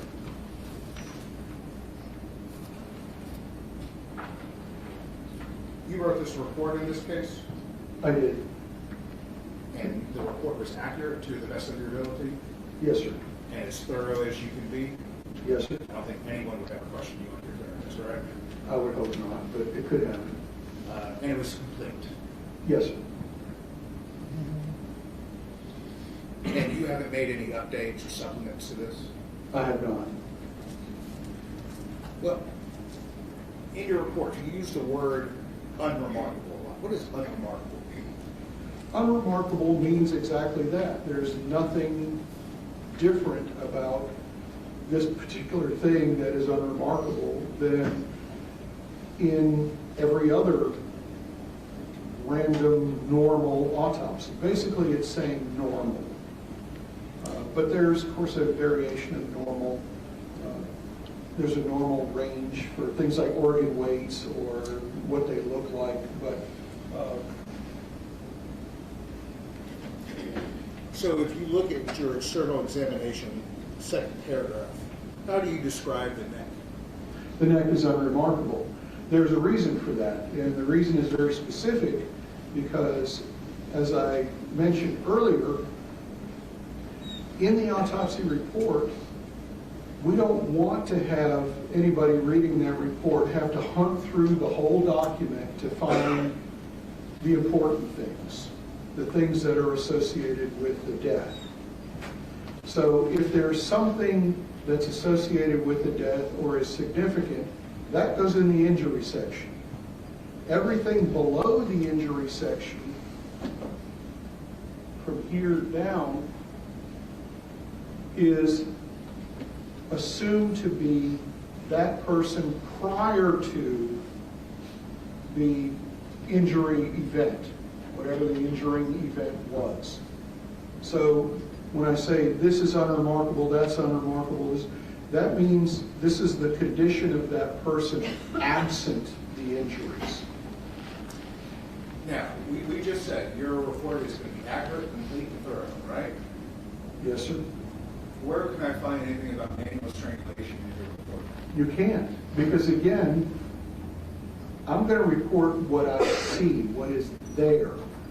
That's not a report for speculation or supposition or anything that might be but isn't provable or demonstrable. So could there be manual strangulation? Yes. Do I have any data to tell you that there was? No. I have, as noted in the injury section, abrasions and contusions of the neck. That's all I can do with those. I can't tell you that those are associated with a manual strangulation or any other kind of non-sharp force injury other than these are blunt force injuries of abrasions and contusions or bruises. But I can't tell you what those mean because I don't have enough other data. So if I don't have enough other data, I can't call it a manual strangulation, but I can say I see these things. And the interpretation of those is something that doesn't belong in an autopsy report unless it's documentable and is something that can be diagnosed from the findings. Because all that is a medical report that has the observations, the findings, and the diagnoses. It doesn't have any sort of what if. Getting out of doc. Contusions and bruises, are those kind of synonymous? Yes, they are. Okay. Did you find any contusions or bruises on the front side of Jasmine Pace? No, not on the front of her torso. The side of the torso, yes. Like, so what, that contusion, could that have been caused by falling on an object? It could, yes. Could it have been caused by slamming back into a doorknob? It's a fairly large contusion for that, but it's certainly possible depending on how easily she bruised, basically, is because as we all know, young women tend to bruise relatively easily. That's fairly common. So hypothetically, I'm sorry, No, go ahead. so hypothetically, if she were kicked and she fell down. Kicked. Kicked and fell down on an object or hit a doorknob or the side of a counter, could it have caused that contusion? Yes, the contusion? Yes. It's a large contusion, but it has no pattern to it. In other words, there's no shape to it that allows me to say what the inflicting object is. A lot of times we can see corners, or we sometimes can even see the tread mark of a shoe sole or a ring impression, something like that in there. In this case, well, you saw the picture, it's just a large contusion. And so really there's not much that can be said about it. There's no fracture of the ribs underneath it. There's no laceration of the liver underneath it. It's just a bruise.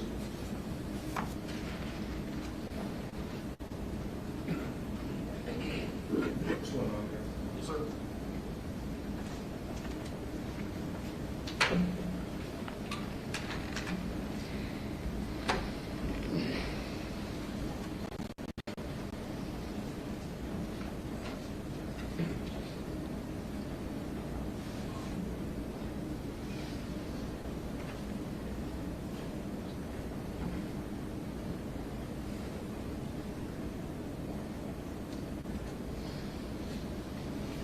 Thank you, Dr. Costello. Yeah, we've been in session about 2 hours now since lunch. We'll take our mid-afternoon break.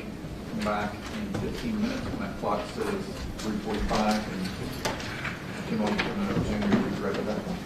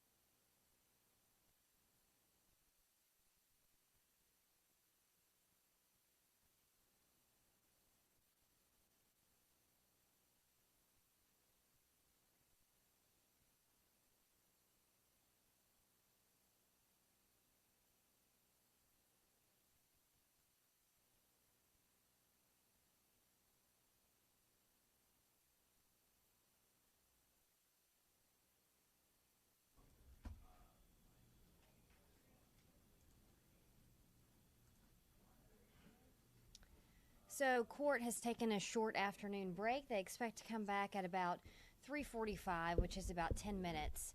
So we'll do a quick recap of what we've learned today. This has all been about the Hamilton County Medical Examiner, Dr. Stephen Cogswell. And some of this testimony is so in-depth that it's taken repeated questioning by the defense attorney to get some of the answers about some of the things that they're trying to prove here. Let's take a look quickly at one thing that has kind of become center stage here, and that is the toxicology report from Jasmine Pace's autopsy. Dr. Cogswell, the one doing the autopsy on Jasmine Pace's body after she was found in that suitcase on the side of Suck Creek Road. One thing, and to understand why there's so many questions about this toxicology report, you have to go back to the opening statements by the defense. So if you'll remember, the defense attorney, Joshua Wise, came out and said, "We're not going to waste your time. We admit that Jason Chen killed Jasmine Pace." But instead of it being a premeditated murder, which is what the prosecution is claiming, they want the jury to believe that this was a crime of passion. And they say this all was sparked when Jasmine Pace saw text messages come in to Jason Chen's phone. And then she got very angry. They said they were together drinking wine. They mentioned the wine in the opening statements several times. They said when Jasmine Pace went in the kitchen to get a second bottle of wine, she heard those text messages come in. They say she then went at him with a wine bottle. He kicked her to get her to move back, which she fell upon some wine glasses and then tried to attack Jason Chen with that broken wine glass. Now, why is that important? Well, today it becomes important, that narrative that the defense says that they will try to prove when it's their turn, which will probably be next week, we're hearing, because now we see the blood tests of Jasmine Pace that have been introduced by her autopsy report, that she in fact did not have alcohol in her system. Now, when you first hear this, does this mean she wasn't drinking at all?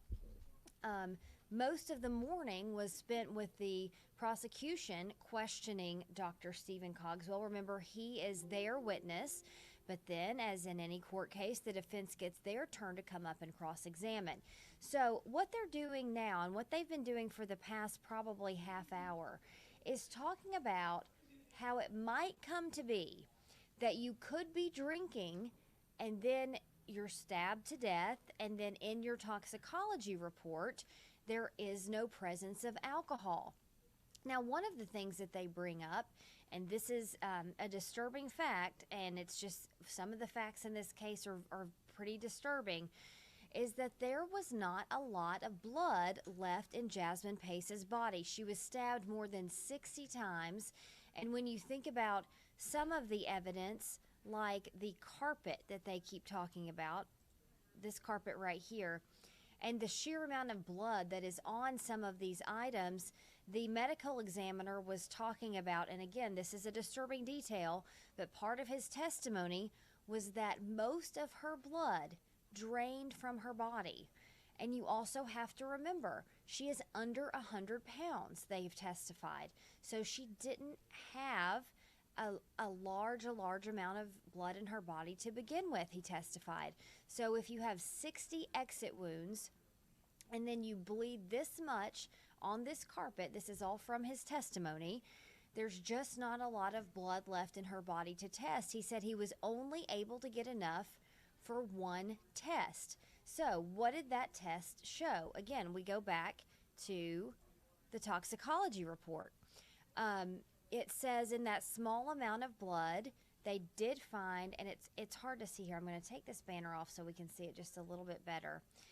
It's down here at the bottom of this. This is not a great screenshot to show it. See there where it says ethanol? That's the part you're looking at for alcohol, and it came back negative there. If you look up at the top of the screen, you see Delta 9, THC, and then the other type of THC there. That test, if you look there, it was canceled due to an interfering substance there. Now, if you talk about the fact that that was, I'm being told that we don't have any audio, but I'm not seeing any comments about that. So we'll see. Okay. There you go. Got it. You're back. So I'm hoping the audio's back. Let me know if you cannot hear me, and we'll take another look at our microphone here. But so if you look at the THC levels there, you can see that was canceled due to an interfering substances. Okay, people are saying we can hear you, so that's a good note there. Thank you for letting me know that.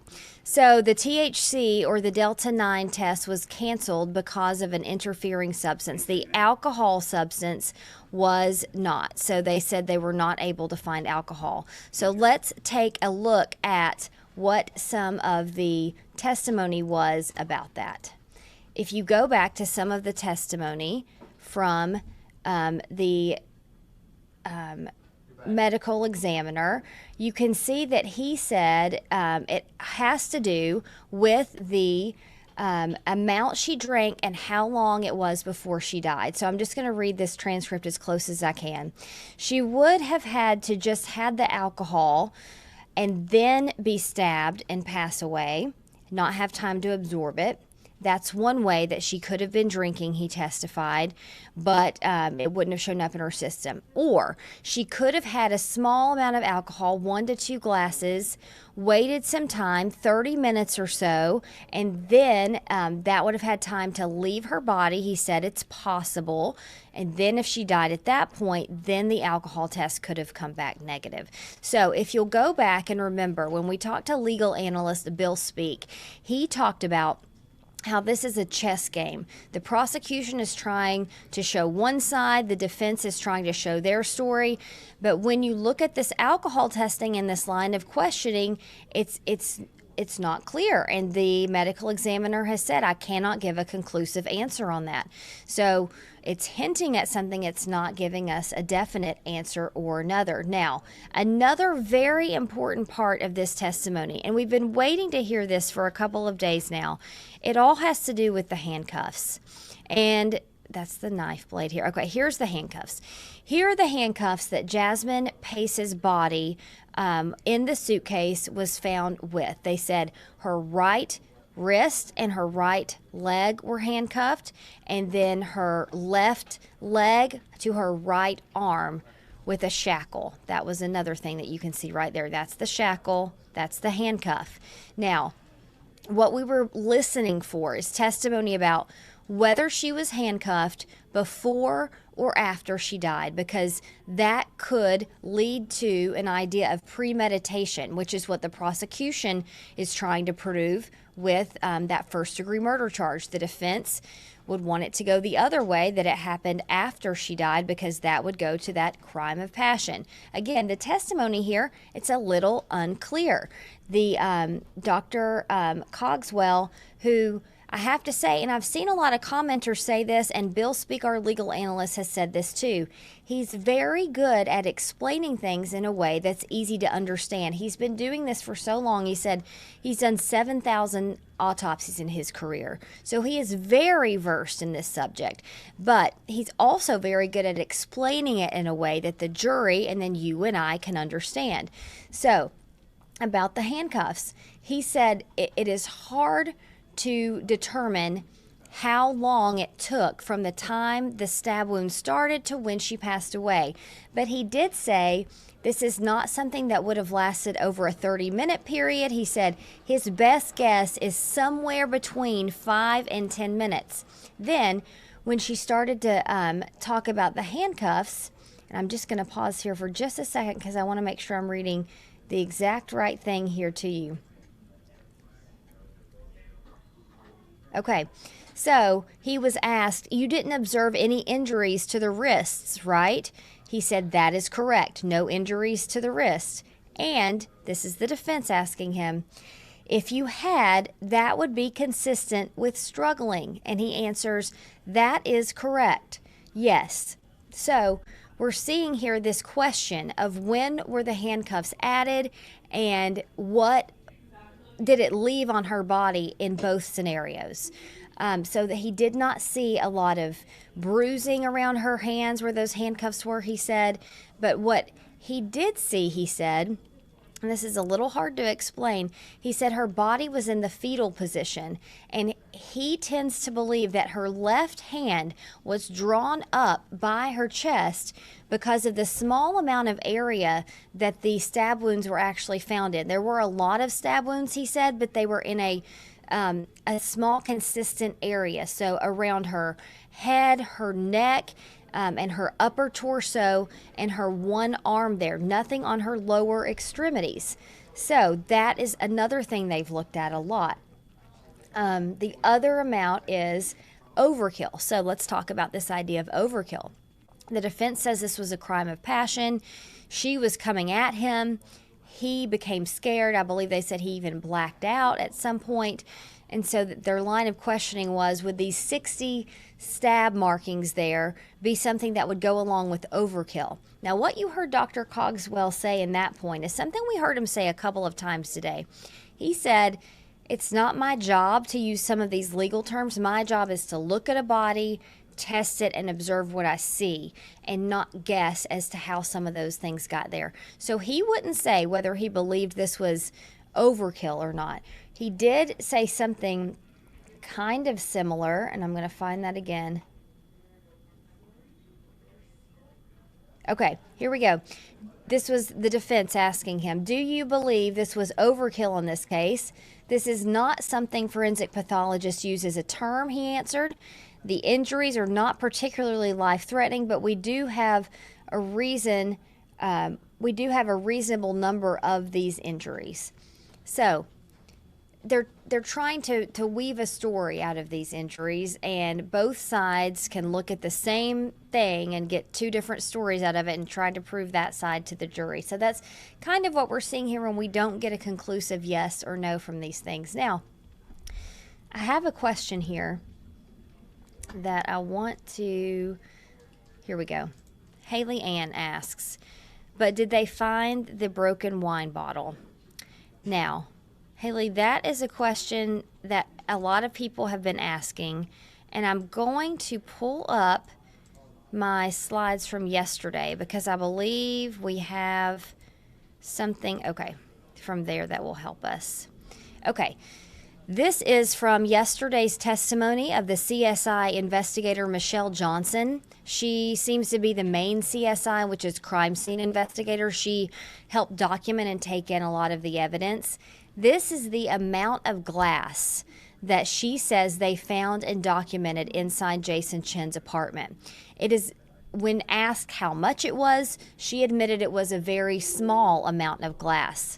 But upon cross-examination, the defense asks, was this apartment cleaned up? Were there signs that Jason Chen or someone cleaned up some of the evidence here?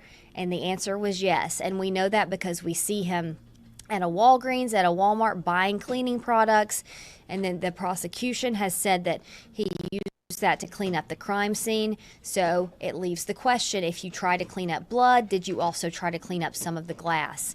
So that's the glass that you see right there from the CSI investigator from yesterday. So those small amounts go along with your question, Haley, there about the glass.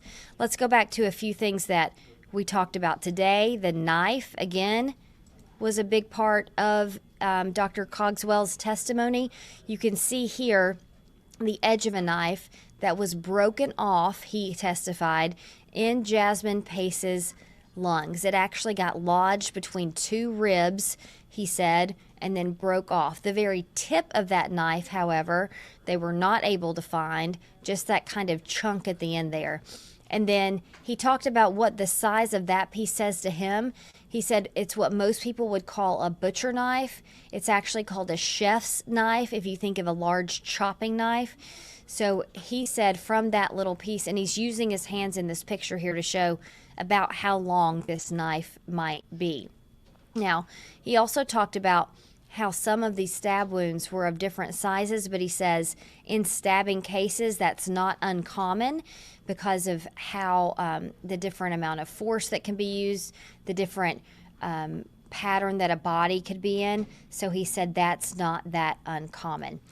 So that's another thing that we talked about a lot today was that knife. There's those handcuffs again today and the shackle and the carpet. Let's talk about the carpet. I do see some movement of that camera there. When they come back, we will switch back to the live camera. Don't worry to get that testimony.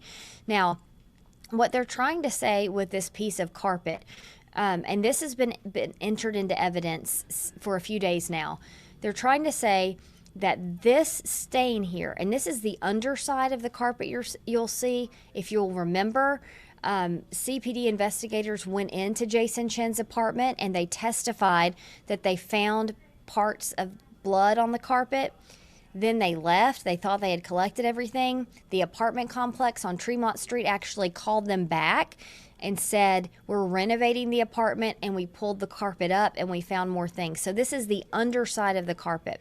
And Dr. Cogswell actually took a laser pointer here and he outlined the shape that he says he believes is consistent with Jasmine Pace's body being curled up into a fetal position there with her head on one side and her knees up by her chest and then her feet being there at the end. And he actually laid out an outline that he believed was a body laying on that carpet for an amount of time while a significant amount of blood was coming out of her body.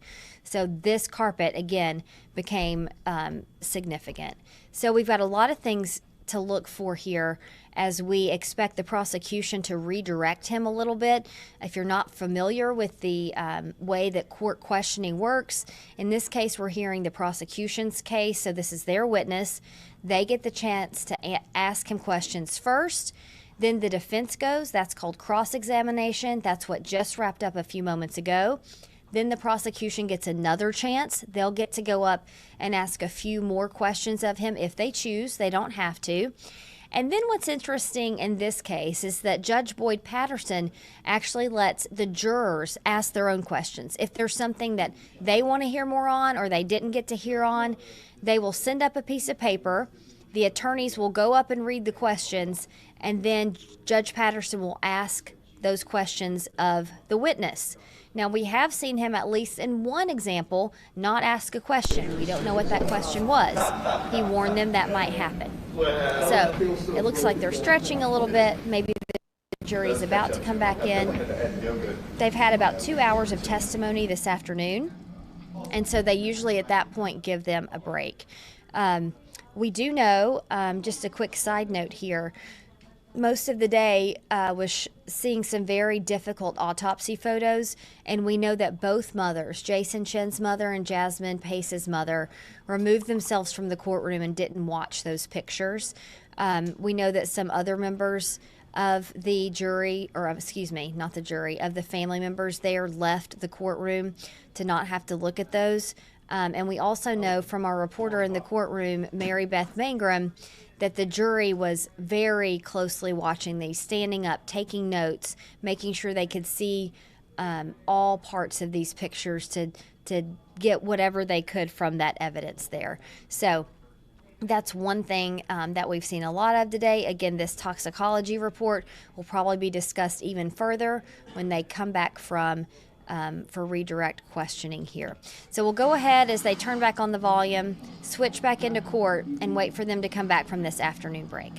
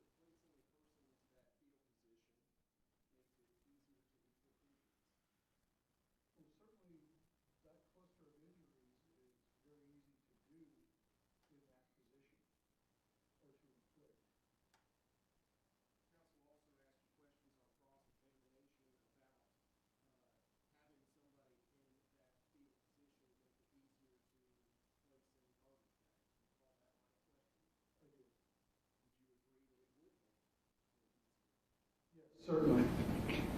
Would you agree that it would also then make it easier to place Jasmine Pace into the suitcase? Yes, sir, it would.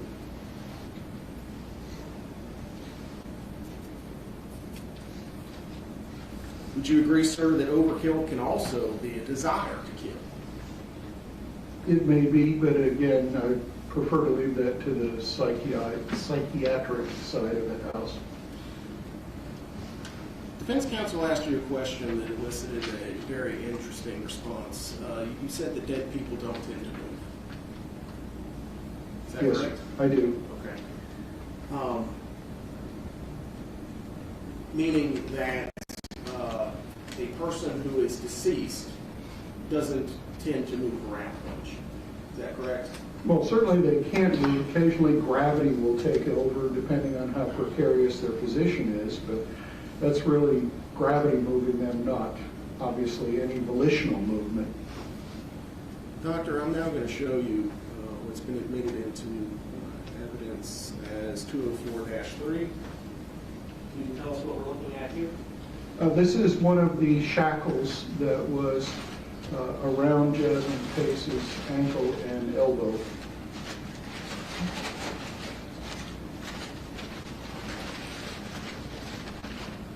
For the record, Judge, I'm retrieving Exhibit 206.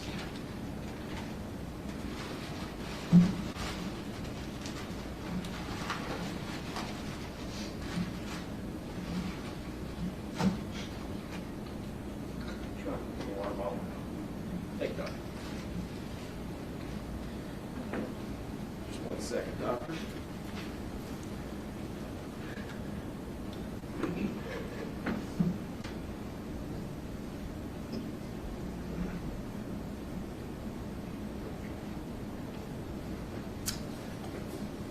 I now pulled up 203-3. Do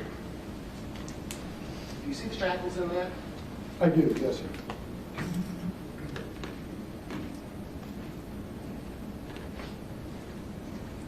Shackle with the chain. Where was that on Miss Pace's body?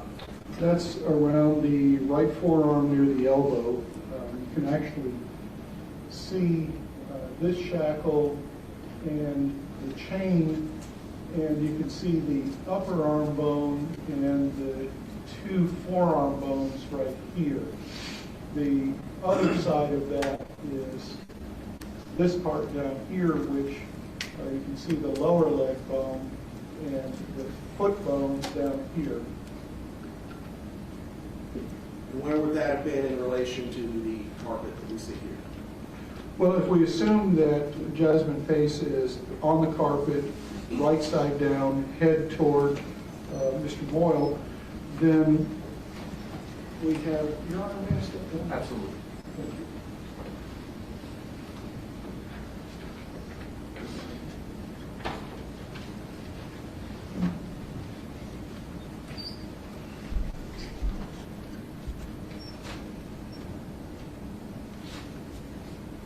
And if we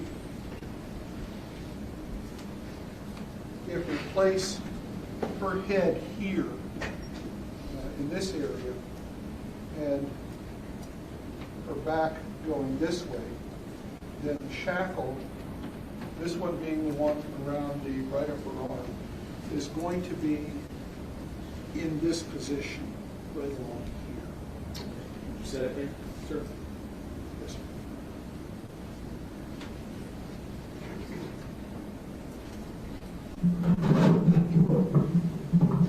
And Doctor, I'm now handing you the other half of the shackle.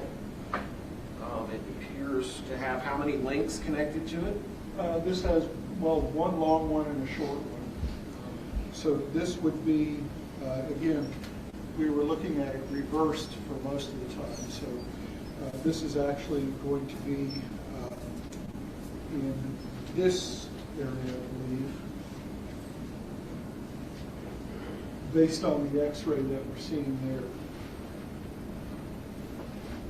Thank you, sir. Counsel asked you if you had an opportunity to go to the crime scene. I believe your response was no, you have not. That's correct. Doctor, I'm now showing you what's been admitted into evidence as 127-2. Terry, can you turn his microphone around, please? Yes, sir. All right.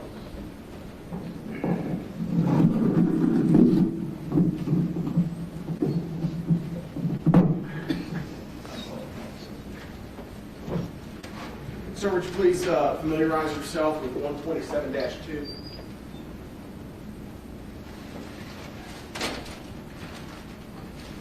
Yes, sir, I recall seeing this photo.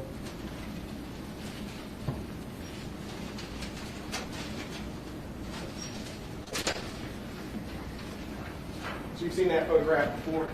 Yes, sir. You know where that photograph was taken? I'm told that it was taken at Mr. Chen's apartment.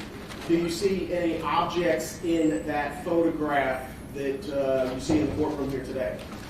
It appears to be that rug or portion of carpet, rather, that is currently on the floor of the courtroom. Thank you, sir.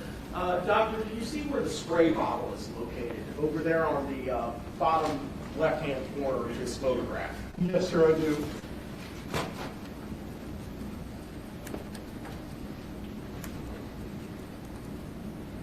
I'm now showing you 127-5. You see that photograph? Yes, sir. Now I'm going to return the shackles to your folder. I'm going to peel back, if you will, the carpet. You see the pad that's below the carpet? Yes, sir. Do you see the pad on the carpet in the photograph? Yes. Is the staining pattern on the carpet in the pad consistent with what you see in the photograph? It is. Showing that it has been overlaid from being adjacent to the wall, laid over on itself. Yes. And you do see the stains all the way through to the subfloor. Yes. Is that a lot of blood that you see there? That is a fair amount of blood. Yes, it is. Would that quantity of blood constitute a large portion of the missing volume of blood from Miss Pace's body? Yes. Keeping in mind that stain, you try to memorize it in your head. Now showing you what's been admitted into evidence. That's 127-13. Do you see the bed that's now been placed up against the wall furthest away in this photograph? Yes, sir. Would you agree that it's where that carpet had actually been folded over onto itself in the preceding photograph? Yes, it is. Thank you, sir. I can have a moment, Judge. Yes, sir.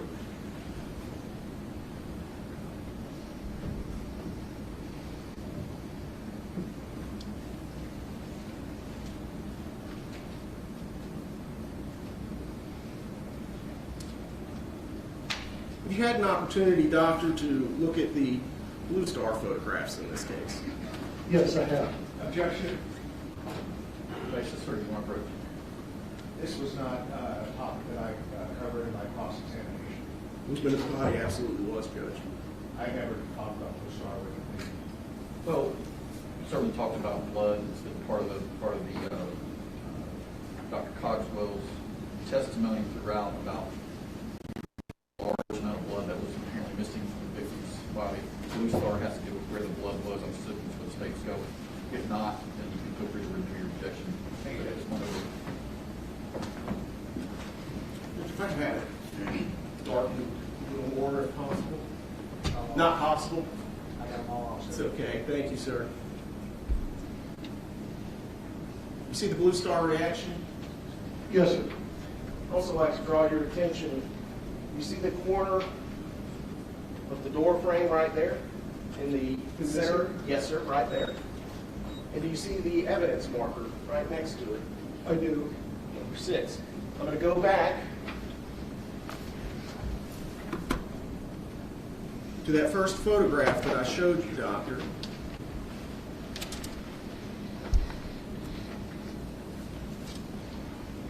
Does that appear to be the same door frame?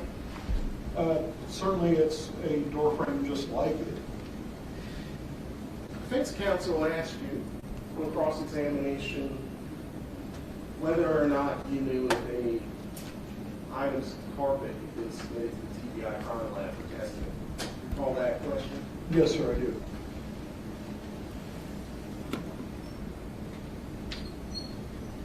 You see how the carpet, in this particular case, sir, extends all the way past the door frame? Yes, in this area? Yes, sir, where it transitions from one room to another. Yes. Specifically, and I'll zoom in right on it. The trigger is located on the spray bottle. Yes.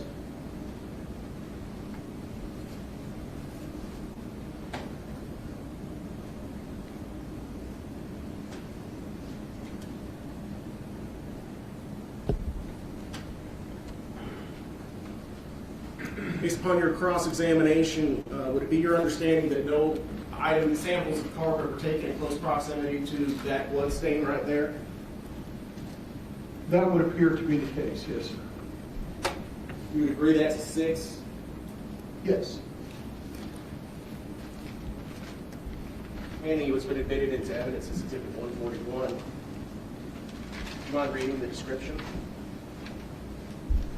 Carpet sample with possible blood. The location is bathroom/bedroom transition southeast of shower.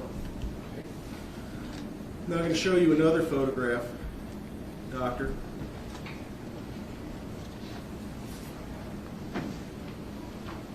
You see the evidence marker 6? Yes, You see the carpet? I do. Does that appear to be the same transition from one room to another with that door frame? Yes, sir, it does. The evidence marker is also number 6. Do you mind reading the orange tape at the bottom of 141, sir?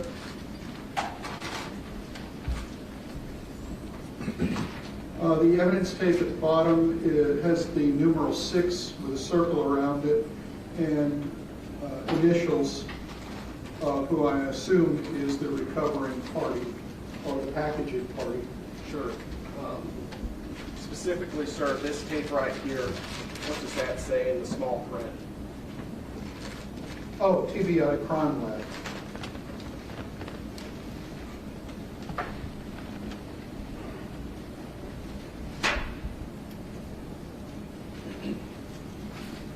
I'll show you another photograph, Doctor.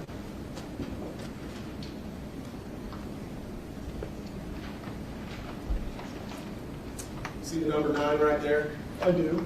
Do you see the reddish substance adjacent to the right of the number 9? In this area right here. Yes, sir. Another photograph of it. Yes, sir. Annie has been admitted into evidence as Exhibit 142. Which is, again, that TBI crime lab. And the item number indicated? The item number is number 9, and it's described as carpet sample with blood.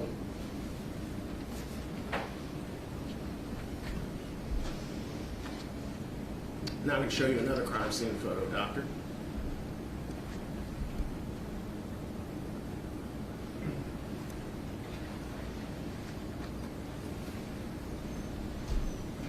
You see the number 6? Again, yes, sir. And you see the number 9. I do.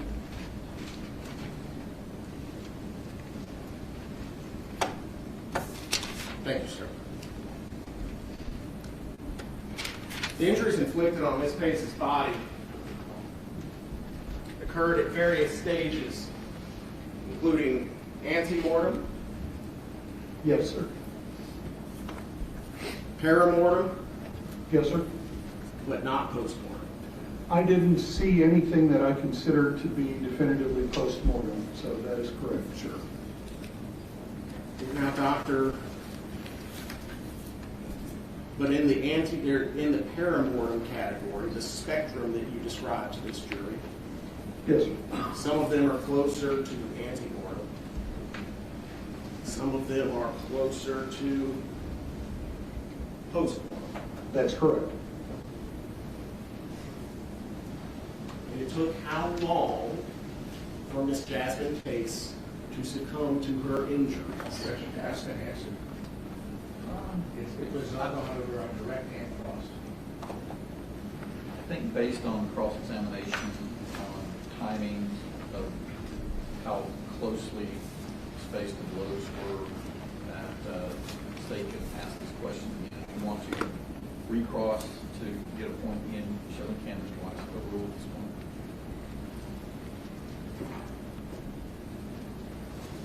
You would agree some of them are in the early portion, Yes, sir. some of them are in the later portion. That's correct.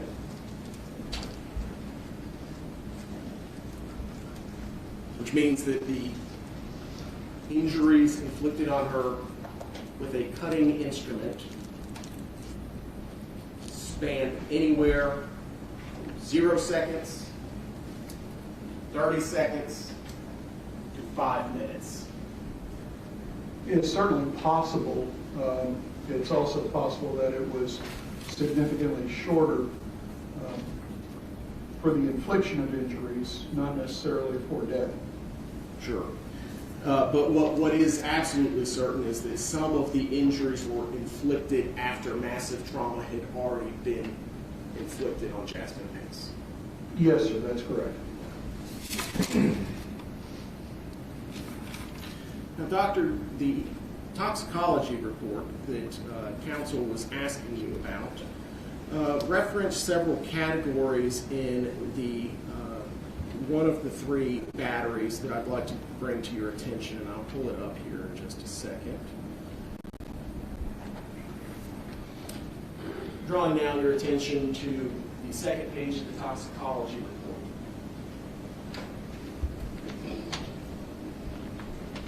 What are cannabinoids? You can see right here. That's basically marijuana. It's marijuana and its metabolites and any related substances. So what you're saying is, Doctor, the broad spectrum that covers THC was tested for? It was, and again, that was by the ELISA method, not the method with the interfering substances. The interfering substances of the test, the previous test, which was labeled. That was the HPLC. Yes, so the HPLC is designed to differentiate between the various cannabinoid metabolites. Is that correct? Correct. Both the parent drug and each one of the metabolites. We have the delta 9 and the 11-hydroxy delta 9 and the delta 9 carboxy. Those on the left are metabolites of the delta 9, which is the active compound in marijuana. Some of them are psychoactive, some of them aren't. Correct. But what that means is that would be useful for you determining how far it had been processed through the deceased person's body. Yes, sir. Okay. The other test that was performed, the ELISA test, the next one down on the list, testing for cannabinoids, would just tell you generally there is a broad spectrum of substances that we're looking for that fall under the umbrella of cannabinoids. Yes, sir. Okay, including the preceding 11-hydroxyl delta 9 THC, delta 9 carboxyl THC, and delta 9 THC. Yes, sir. Again, these are all a family of drugs. For example, opiates. And Sure. I believe we have a category for opiates. Opiates in general is going to include things like morphine, heroin, oxycodone, oxymorphone. All of these things that are opiates are going to fall under that large umbrella. But We have specific testing for oxycodone and oxymorphone because it's so commonly abused. They are opiates, but the opiate test is sort of a global test for everything that's there. And to use my clumsy pickup truck analogy, this is like saying white pickup trucks. Okay, so is it a Ford, is it a Chevy, is it a Toyota, is it, well, you just asked me to look for white pickup trucks. And since I didn't see any white pickup trucks, it doesn't matter whether there were Fords or Chevys or anything, because they're not there. So to insinuate that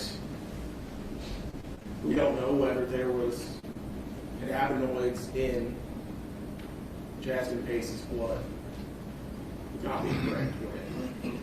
If we're looking at the family of cannabinoids, that is correct. If we're looking specifically at THC, we don't know whether she did or did not have THC, but we know she didn't have the specific family of cannabinoids under that heading. But if she had THC in her system, she would also show as having cannabinoids. We should see it under ELISA, yes.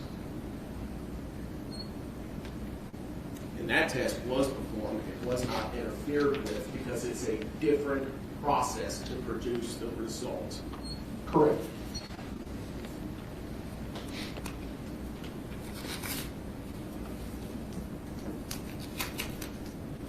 And you didn't smell alcohol, and the testing doesn't show alcohol, That is also correct. just like it doesn't show cannabinoids. Yes, sir. That's correct. Is that why you put on your report negative? Yes. Have a moment.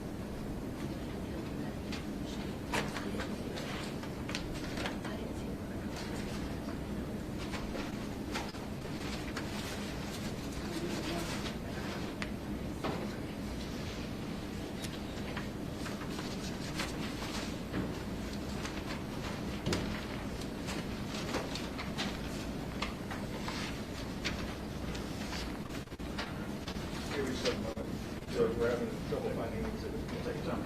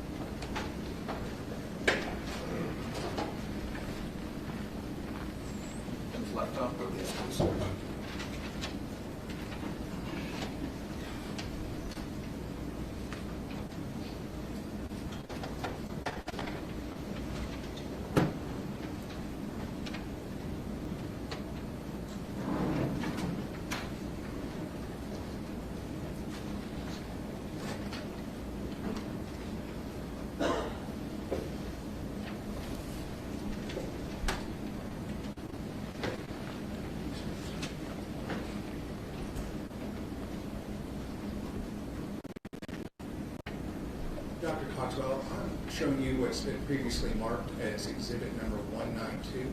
Can you identify what you see on the screen there? This looks like a sales receipt from a company called Elevated Hemp Company with what I'm assuming is some THC type product. I don't go to those stores, so I'm not really sure what I'm looking at. You know, trying to use that kind of guy. What is the, it says customer name. What was the customer name right there? The customer name is Jasmine Pace. And you don't know if Jasmine Pace used any of these. We can see that she bought these products, but we don't know if she used these products.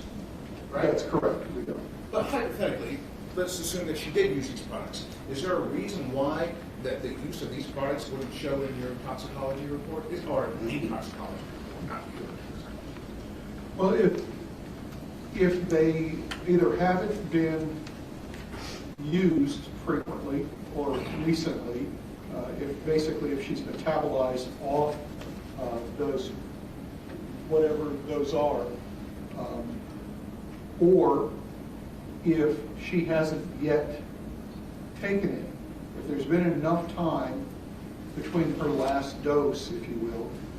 The other option that's there is that we don't, I'm assuming because this seems to be hemp related, that these are supposed to contain some degree of THC. We have nothing that tells us that they actually do, or they may in fact have something other than THC. They may have, for example, kratom or metragine that also is sometimes sold. I think it's still illegal in Tennessee, I'm not sure. But that is on gun barrels, so. And just to make sure, what is the date of that receipt? That's the 22nd of November of 22. A week before your autopsy? Yes. And you talk about a family of cannabinoids, right? Yes. And so there's delta THC9A, right? You're familiar with that? Yes, sir. And then there's a long list of delta THC9, P, O, and all those different things. There are many, yes, sir. Would that toxicology report necessarily find evidence of that in her system? The ones that it would test for, had it not been for their interfering substances, are listed there. They're the common ones with the carboxy delta and the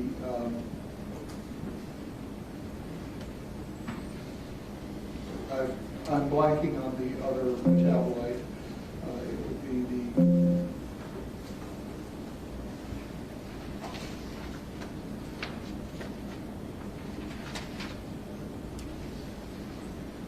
Take your time.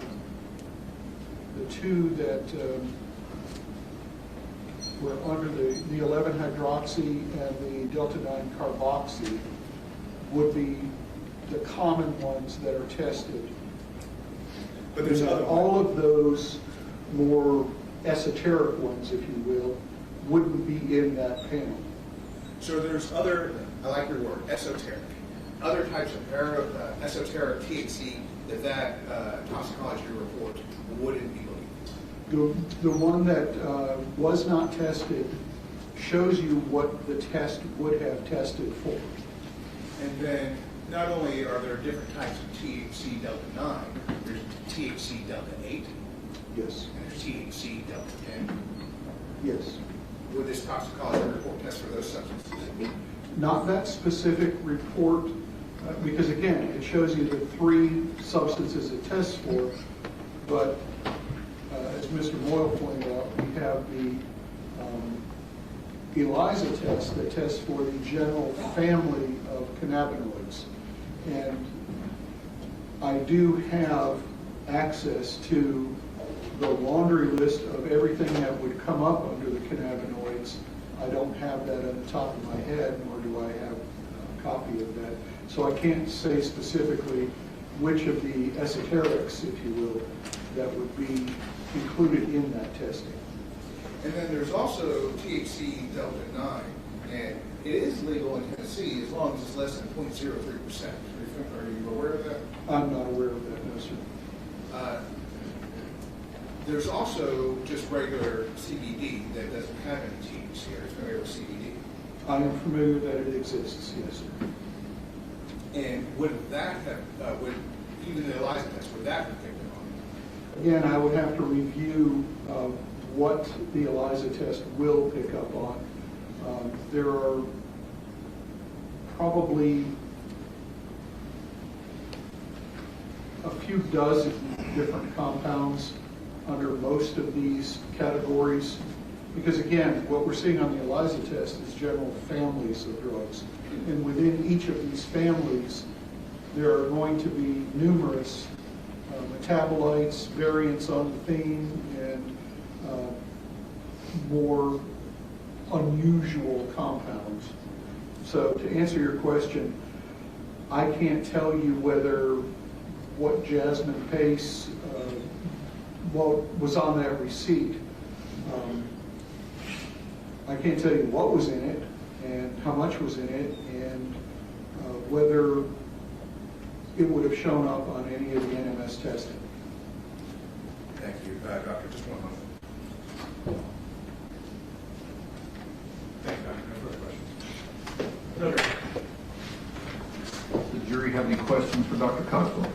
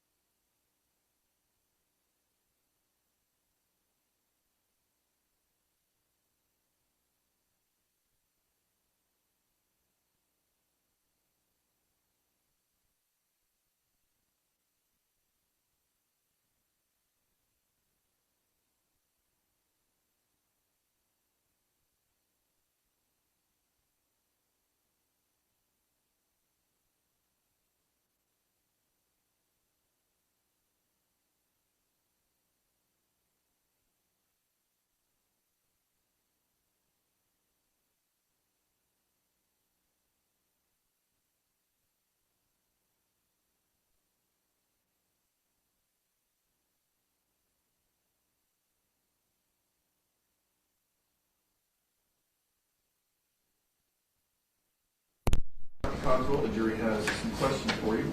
So I'll ask them, but if you can face the jury when answering, please. CSU used Blue Star agent that revealed blood in other locations of the apartment. Based on your autopsy, can you say that the victim's injuries may have occurred in more than just a single bedroom? Yes, they could have. Again, I think the most likely is that the injuries were inflicted in the area in which, or in the position in which she was found. That does not preclude some of those injuries being inflicted elsewhere in the apartment, or that when her body was being moved, that some blood leaked out and was found elsewhere in the apartment. Are you able to identify if any of the wounds were cleaned with peroxide or alcohol? No, I'm not. Were Jasmine Pace's pants tested for anyone else's DNA or fingerprints, if you know? I do not know. Would you be able to identify if carpet fibers were found in any of the wounds inflicted on the body or anywhere on the body? I found no carpet fibers in the wounds themselves. Some hairs were recovered off of her clothing and her body. Those were all submitted to Chattanooga PD. As to what the test results showed, I don't know.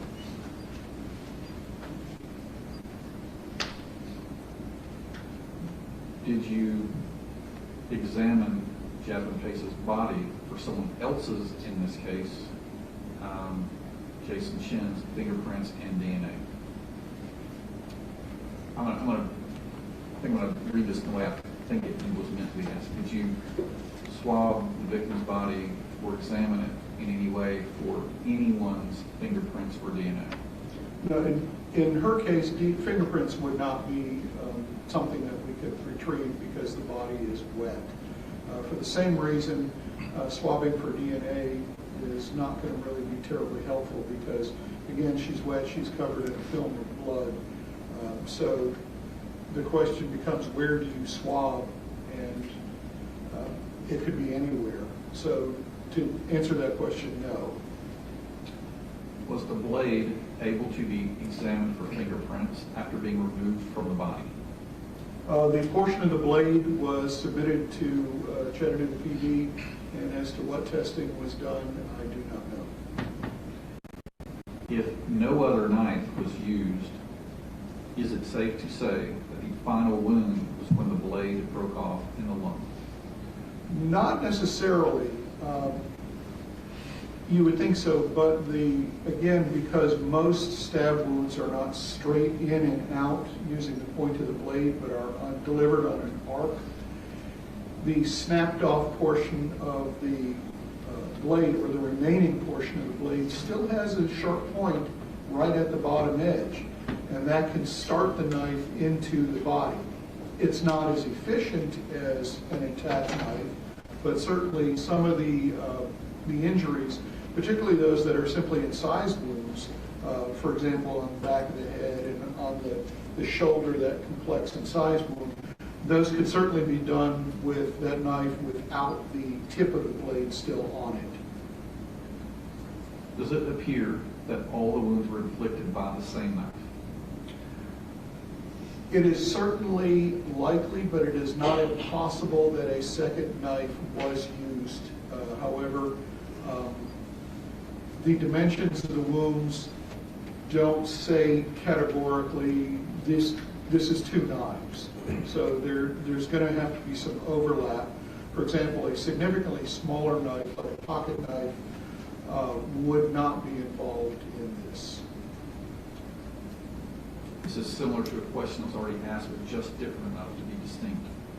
Was the wound that left the end of the knife in the body an ante or peri-mortem wound? That was an ante-mortem wound. There's significant bleeding associated with that wound, not only in the skin, but also down in the muscle, as well as in the lung. Approximately how many of the 60 wounds were definitely ante-mortem or definitely peri-mortem? may exclude those that are neither? Since it's a continuum and there's no sharp cutoffs, they can be only generally put into categories of ante and peri-mortem. Of the 60 wounds, and there's going to be some overlap, approximately half are ante-mortem, tending into the peri-mortem wounds. There's a few at either end that I can be definitive about, but the majority of them sort of blend together, and the middle area is kind of fuzzy. So the safest thing to say is approximately half of them are certainly ante-mortem, but some of those toward the tail end are getting into or close to the peri-mortem category. There were a number of questions asked about self-defense. That's beyond this witness's scope of expertise, so those won't be asked.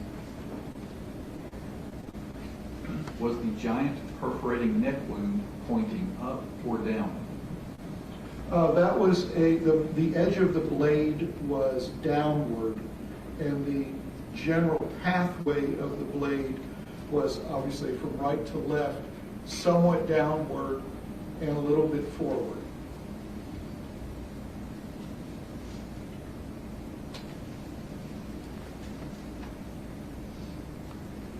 What percent of the wounds are superficial, shallow, or deep? That's approximately 10% of the wounds are going to be superficial. Another 10% or so, maybe 20% would be shallow. It depends on how you define shallow. And certainly some of the incised wounds are going to fall into that category. In fact, virtually all of them would be shallow. The rest of them would be deep wounds. So even saying there's some overlap, certainly at least half to 60% are deep wounds. And the remainder would be shallow wounds with a few superficial ones in there as a very low percentage. How many of the wounds are pointing down? The majority of, virtually all of them go from right to left. Most of them have a slight downward trajectory. Some of them have a little bit of an upward trajectory. The majority, however, are going to be pointing downward and into the body. The ones on the front will be going toward the back. The ones on the back will be going toward the front. So they're going to be going toward the core of the body. But the majority are going to be pointing downward as opposed to upward. Although we did talk about a few that had an upward pathway, particularly one in the back of the arm that went up into the axillary area. Where were the most ante-mortem, i.e. first and earliest, wounds inflicted?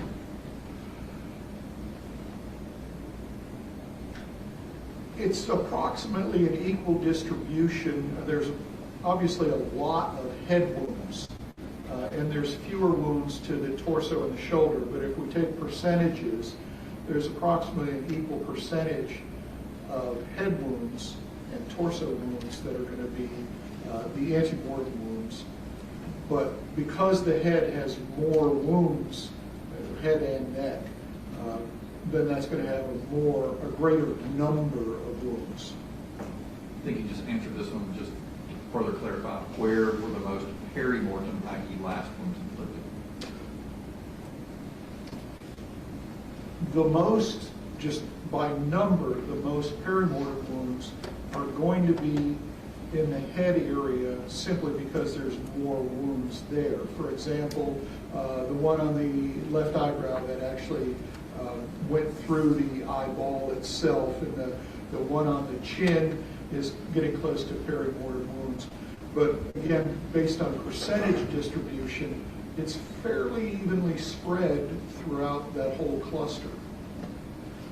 And I may add in there that the left hand wounds tend to be a little bit more in the peri-mortem realm than in the ante-mortem realm. We sort of didn't discuss those yet. On a scale of 1 to 10, how confident are you that this victim was strangled?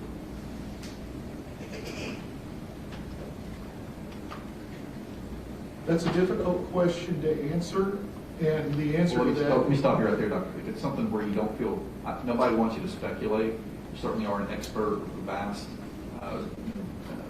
background of great relevant experience, but truly, if you think you're speculating, I prefer you not answer that question. If you think you can answer it with some reasonable degree of medical certainty, please answer it. I would say this, rather than saying, I don't know, I have external injuries, that is the abrasion contusion, that can be consistent with strangulation. I don't have internal injuries that are consistent with strangulation, but I also have an overlay of sharp force injuries. So you've heard me talk at length, till you're probably sick of it, about all of these injuries. And the simple thing is, it is possible, but I can't go farther than it is possible. This may be a similar question. Is it likely that some of the wounds were inflicted while the victim was not in the fetal position, even though at least most of the wounds were inflicted while the victim was in the fetal position? It's certainly possible. As to the likelihood, I would put that as fairly low. Again, because of the clustering nature of all of these wounds, and also because the positioning of the body as found in that fetal position allows all of those wounds to be inflicted without requiring any movement on her part. So could some of them have been elsewhere? Yes, absolutely, as long as they are in that area. And then an overlay of other wounds once in that fetal position. I believe you asked this or answered this already to in a differently worded question, but I'll ask it in this particular version. Would the wound where the knife tip broke off in the lung be considered the last stab wound? Again, it doesn't have to be. And she certainly could have received multiple other wounds simply with the broken end of the knife, because again, the knife is usually going to be coming in at an angle. So you do have a point, just a 90-degree point, as opposed to that 30-degree point. Was the victim, if you know, was the victim's shirt ever found and collected? I do not know. Does amount of blood collected impact percentages that could result in testing? I.e., very small amount collected, would more blood confirm more accurate results? No, the amount of blood collected is sufficient to run the test. If it's an insufficient quantity, then the toxicology lab will tell us not sufficient to run the test. We suggest doing targeted testing or this. They actually don't need anywhere near the amount of blood we give them. They can actually make do with 2 milliliters of blood. We usually send a 10 milliliter tube, but as you saw in this particular case, it was just under 6 milliliters. So there was plenty of blood. More blood would not actually change the results at all. Okay, thank you. Can you redirect based on what the jury asked? Yes, Your Honor, those are reasonable questions. Doctor, you're asking questions by the jury regarding injuries caused by the knife after it was broken off in Jasmine Pace's lung. Yes, sir. I'd like to draw your attention specifically, sir, to some of the injuries to Jasmine Pace's head and face. And I'm going to start with what you described in your autopsy report as a 3/8 inch stab wound. Oh, wait. Can we have the...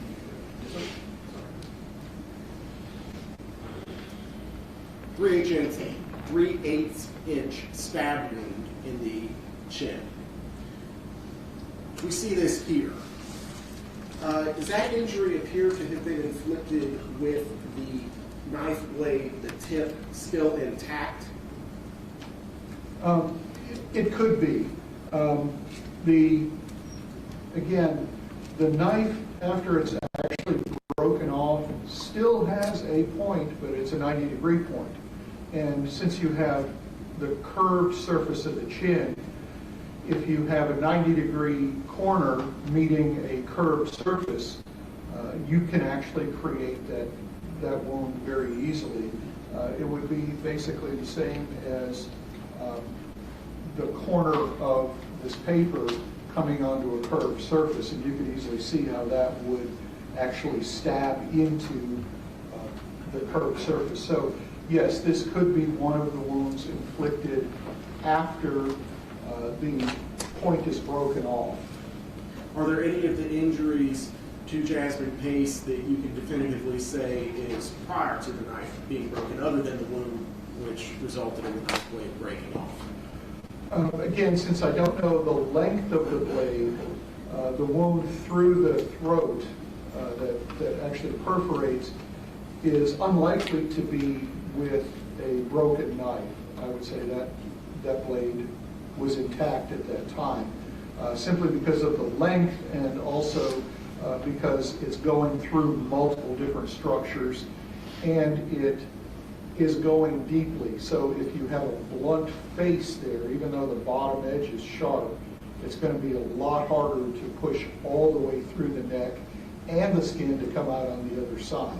Similarly, the wounds in the axilla and the back of the arm, these are... Further explain that, Judge.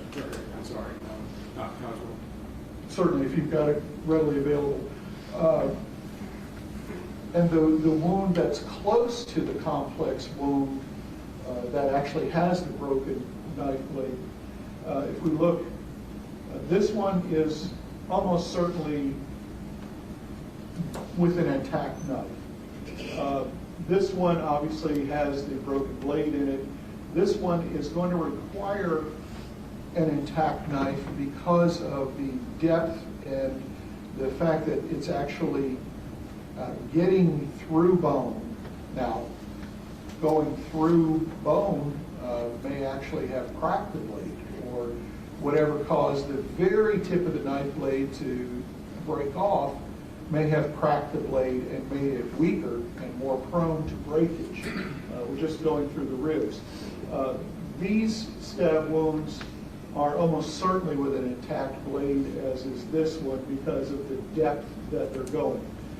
This wound also is going to be with an intact blade because it goes all the way into the mouth, through the neck and the base of the tongue.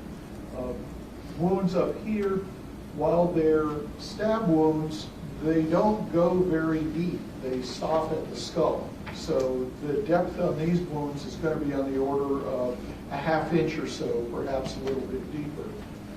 As far as the hand goes, this is a complex wound, and it can be done with a broken knife tip, but this one that goes all the way through the hand is not going to be.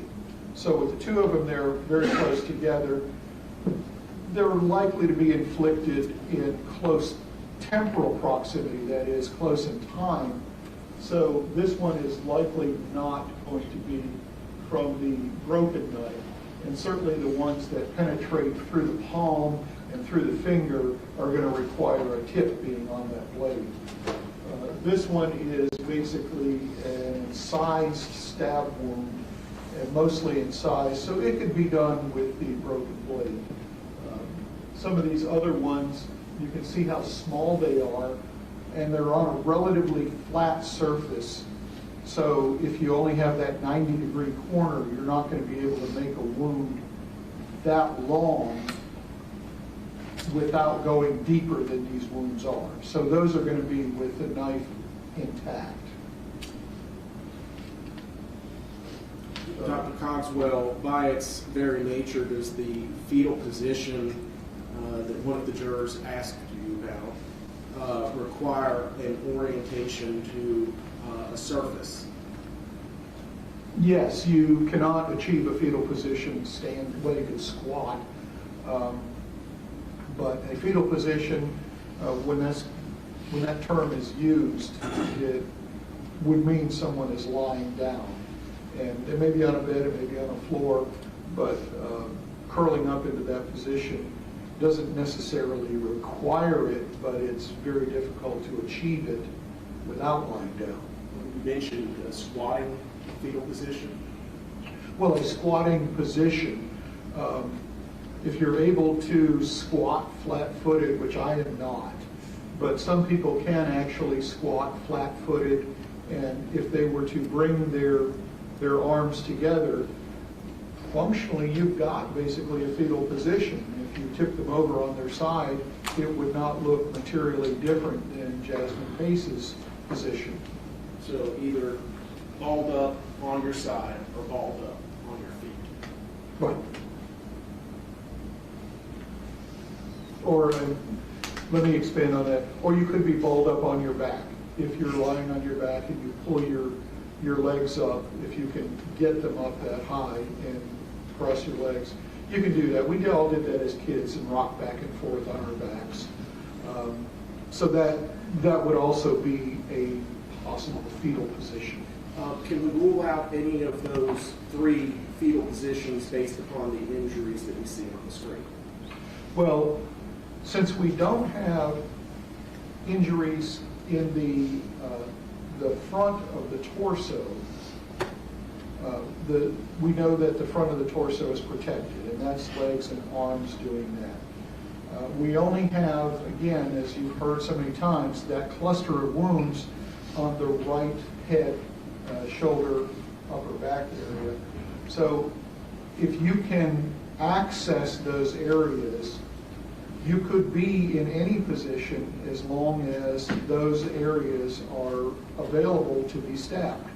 So if you lie on your side with your right side up, those areas are available to be stabbed. If you're able to balance on your feet while squatting and be stabbed 60-some times without falling over or spreading out your arms or in some way changing your position, that is also possible.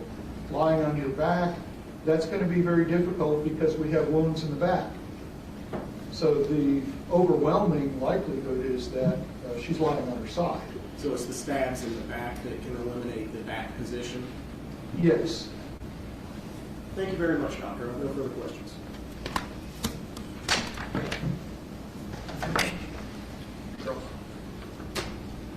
Doctor, you cannot say definitively Jasmine Pace was stabbed with a broken leg? I cannot. It's certainly possible, but I can't say definitively that she was. What was it?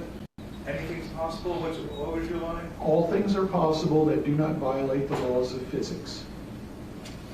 And you cannot say definitively in what room of the apartment Jasmine Pace had, in what room she died? That is also correct. Thank you, Doctor. Further questions? Do we have any further questions based on what the statement? Thank you, Dr. Cogswell. See you again. Thank you, Your Honor.